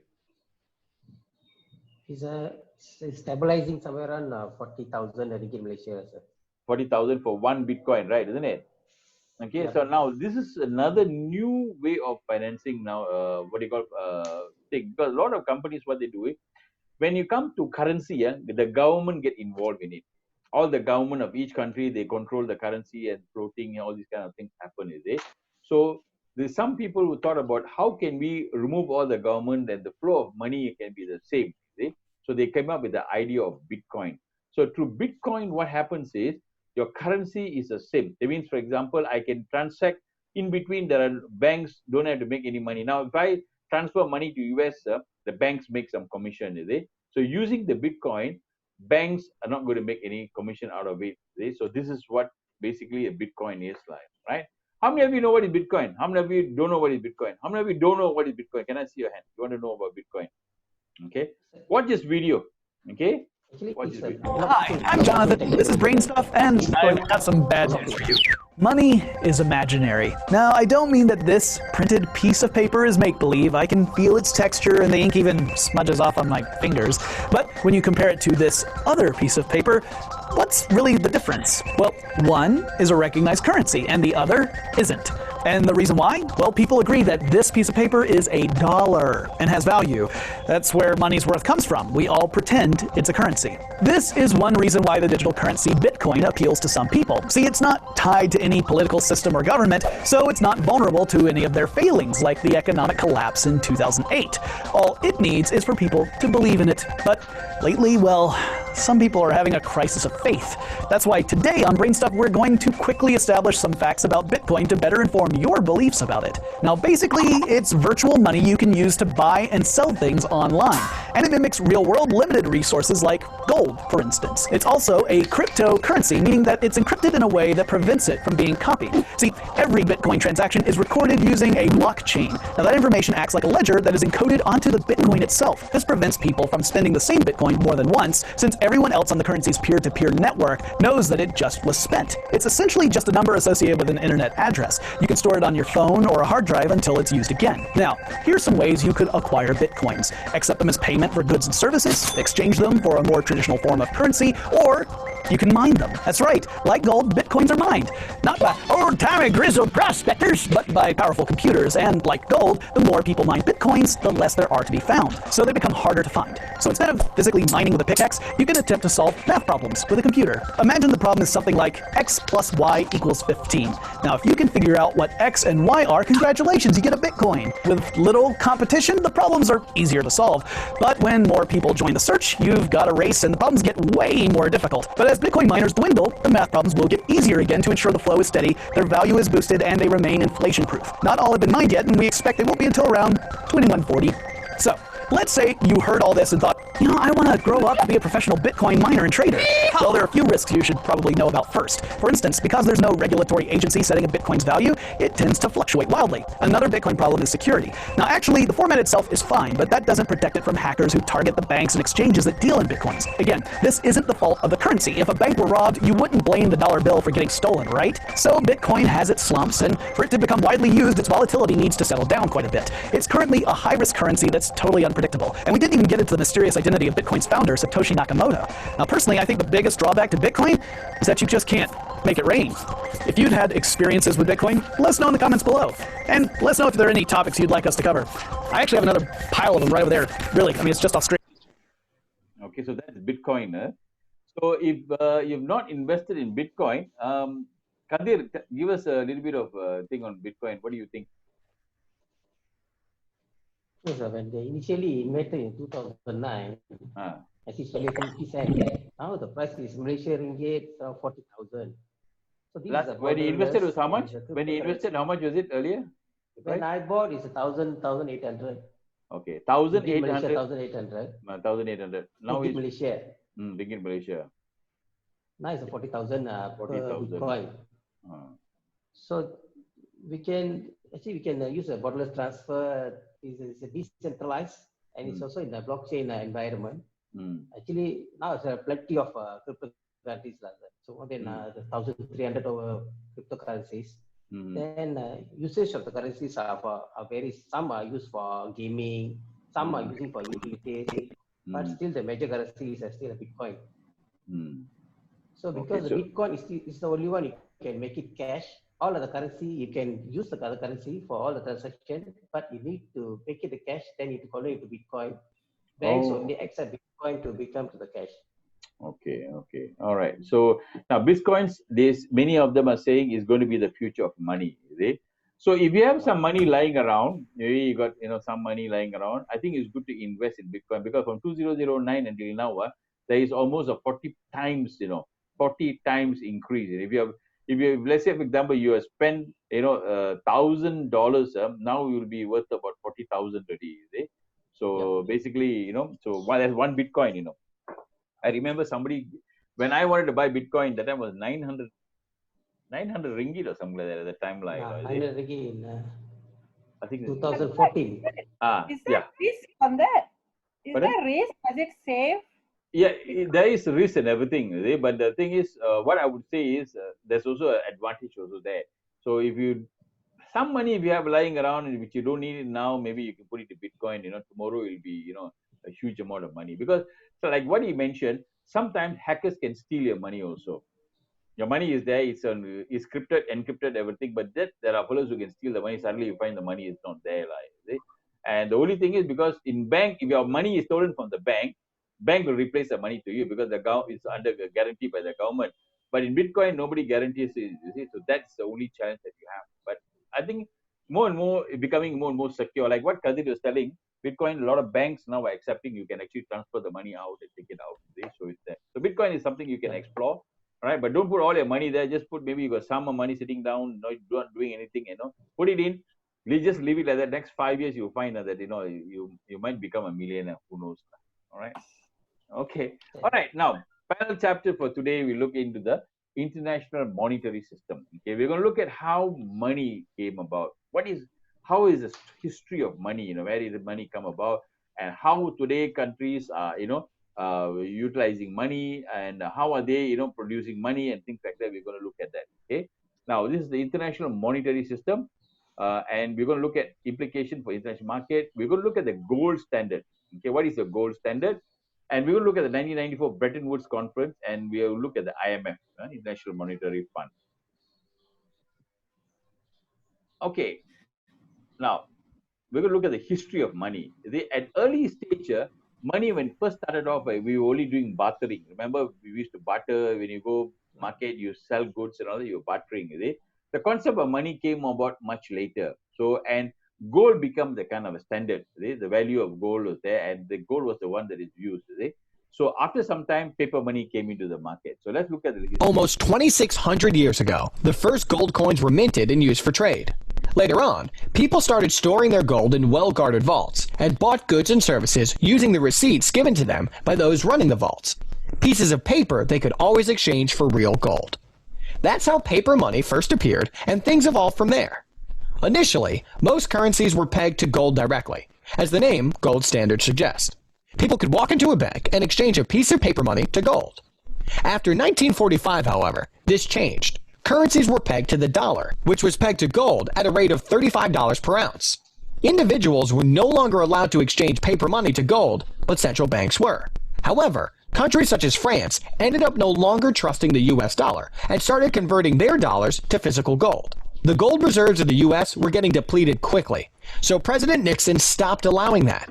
He took the United States, and thereby the world, off anything even resembling a gold standard in 1971. At this point, the money we use isn't backed by anything tangible. Fiat currencies, as they're called, are basically backed by confidence. The dollar is backed by the confidence people have in the US, the British pound by people's confidence in the UK, and so on. The value of one currency compared to another therefore fluctuates continuously. Confidence-driven supply and demand, if you will. Okay, so here we understand that all of our currencies are actually backed by no gold. There's no gold in the thing, is it? So if somebody is telling you, okay, this is what I have, and this one is worth $1, 1 ringgit, is basically is the government is telling this 1 ringgit, and that is why we have a value. Is backed by currency. So this is called fiat currency, F-I-A-T, fiat currency. Fiat means power. It's an Italian word, fiat. Remember the Fiat car? How many of you remember Fiat car? You remember, right? I think now don't have. Yes, remember. Fiat means power in Italian language, So in Latin. So fiat currency is what everybody is using. So a country is printing money, and we know US dollar is $1 because of the value that the US has put on that. Now, in 1940, after the World War, 1945, all the countries had no money. All of them had no money, all went bankrupt. And the only country that had money is what? Why? Okay, question is, why are we using US dollar for everything? Remember, now we want to buy things, we sell things. All quotation is in US dollar. It's because after 1945, all countries went bankrupt. So only country that had money was the US. And US said, okay, look here. Now we are the one who can. So every country now equal. Now we are going to use US currency as the standard for the whole world. After World War II, it was clear the world needed a new financial system. The gold standard was considered too rigid, but at the same time, economists were worried that countries would devalue their currency to boost exports. For this reason, 44 countries sent delegates to a conference held in Bretton Woods, New Hampshire, as of the 1st of July, 1944. The U.S., which held 2/3 of the world's gold reserves after the war, was obviously the most influential player, and ultimately, all currencies ended up linked to the dollar, and the dollar was linked to gold. One important concern arose, though. If a country goes through an economic crisis, how can it get out of it without devaluing its currency? To address this issue, two institutions were created. One, the International Monetary Fund, which was supposed to lend money to countries that are in trouble and cannot attract financing from other sources.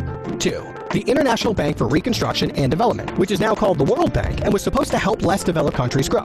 Unfortunately, as good as it may have sounded on paper, the Bretton Woods system didn't survive because the United States kept running deficits to fund various projects, and therefore the amount of dollars in existence kept increasing while the gold reserves of the U.S. kept shrinking, as more countries demanded gold in exchange for their dollars. As such, on the 15th of August 1971, Nixon officially announced that dollars would no longer be convertible to gold, thereby putting the final nail in the coffin of the Bretton Woods system. Okay, so that was the Bretton Woods, where the gold standard was started off there, is it? So US said, okay, you all got no money now because all bankrupt. So now what I do is, US will be the main, what you call say, and we're going to use the gold standard. I mean, $1 will be equal to 0.35 gram of gold, is it? So that is how they calculated that at the time. Is it? So everybody follows the same standard, and US was the standard for the whole entire world's currency, because, and that is how trade started. After 1945, a lot of trade started. But 1971, Nixon said, okay, we got no more gold, and removed the US currency from the gold standard. And what happened was, after that, everybody is printing money. Yeah, US, what they do is, if they got no money, they print money. They print money, keep on. So there's no standard that is used to in the whole entire world, In fact, this whole system will collapse at one time, That's why a lot of people today are thinking, it's better to go and get gold, If you see gold and US currency, will always be opposite each other. If the US currency is very high, US currency high, gold value will be dropping, But if the US drop, gold will go up. So normally this is how it is, If you look at gold currency now, I think it's going to go up. It's good to invest in gold and keep it right. So we looked at IMF. There are two bodies that have developed, IMF and World Bank. IMF, what they do is, their job is to help all the poor countries that are suffering through economic problem, to help them. This is like I say, like a along, They really help you when you're in trouble, and then once you're okay, then they go out. But World Bank is different. Their job is to help a country which is very poor, for example, Sudan or some African country. What they do, they lend the money and develop them so that they can grow, in the, what do you call this thing. So that is what the IMF and the World Bank do. Okay. Okay, we looked at the story of Argentina.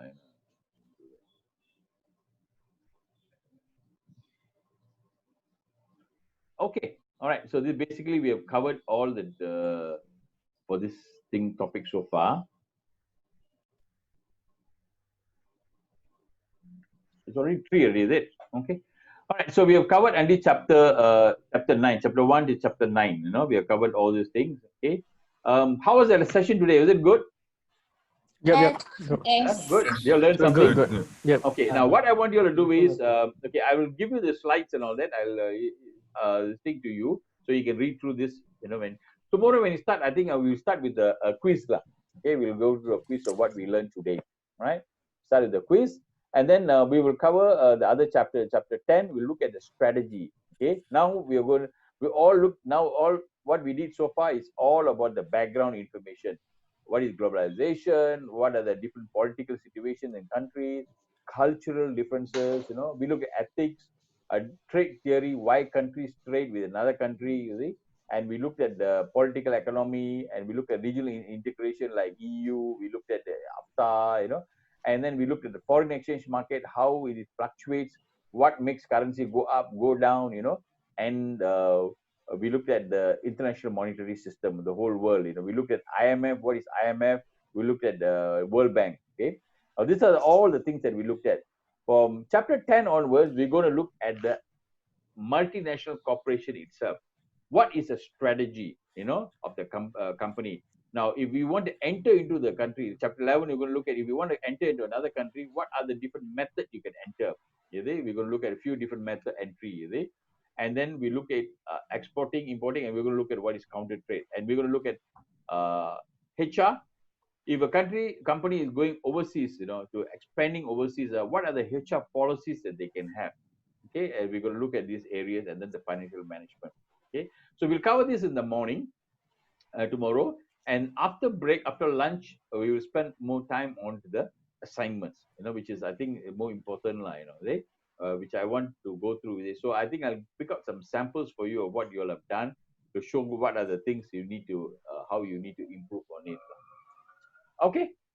All right. So tomorrow morning, I want you to go through and find out about share with me what's happening in the US and China trade war. See what's the kind of thing is going. I want your comments on that.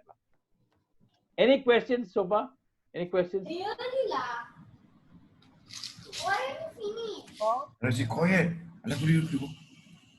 Anybody want any questions so far? So, Mr. Franklin, so no exam for this paper, this module. So 100% based on assignment. So you will be the marking the assignment. Yeah, paper, I'm the one. I'll be the one marking it. Okay. So it all depends on me, lah. Whether you get an A or you get a B, lah. Right? Okay, but the thing is, hey, I've been very apa dia cakap assignment. I've been giving you a very good marks. If anybody look at it, if let's say the academic people, they go and look at it and say, oh my God, how can you give A so this kind of thing? Then I'll be in trouble.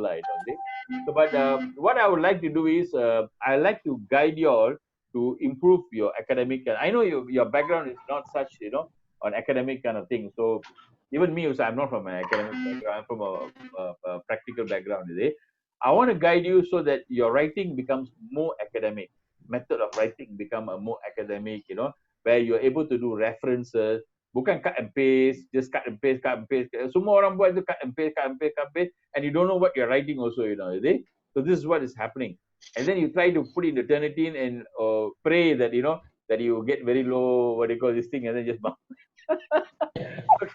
So, Kadir is laughing. This is what is happening. Macam yang tu tunggu macam kena heart attack, sir. Kena tunggu dia punya report. Okay, they tell you the report. Alright, so then you cut here, there, cut there, you see, oh, okay, go through already. So the thing is, the quality of work is not there. I want you all to use your own words to write, analytical in your thinking, and then using the right way of referencing, the proper method of referencing is not there, alright? So I want you to learn these things, okay? So hopefully, in this one, I want to guide you. So I want you individually send to me so I can modify and change, add on, show you what to do and all that, okay? I will also try to get journals for you. I'll try to download some journals where you can copy it, and you can use the journals when you're, you can reference that when you're writing your assignment. I'll try to do it tonight. I download a few more journals for you all, okay? And I'll upload it into your system so you all can have a look at it. All right. Okay. Any questions? Any questions? Amirul, are you okay? Yeah, I'm okay. Okay, good. Okay, I'm okay. Okay, how about the others? All of you okay? Okay. Let me expand the thing, All right. Oh, okay. All good. No, Aris, you okay? Good. Now my internet is more stable, I corrected direct this one line. Selvi, I never get to see your face also, No. Never get to see your face. Huh? I'm good, sir. I'm good. Can all of you on and I want you to take a picture, On your face? Not today. I just want to do a screenshot, Not today. I said tomorrow. Not, okay, you haven't done your hair. You go back and do your hair for Isa is not feeling well, Isa is not feeling well, so we'll speak to her. Okay. All right. I'll see you guys tomorrow at 10 o'clock. All right. Okay. I'll send you the assignments and all the things that you can read through it. All right. All the best. Thank you. Bye. Thank you, sir. Bye. Bye-bye. Bye-bye.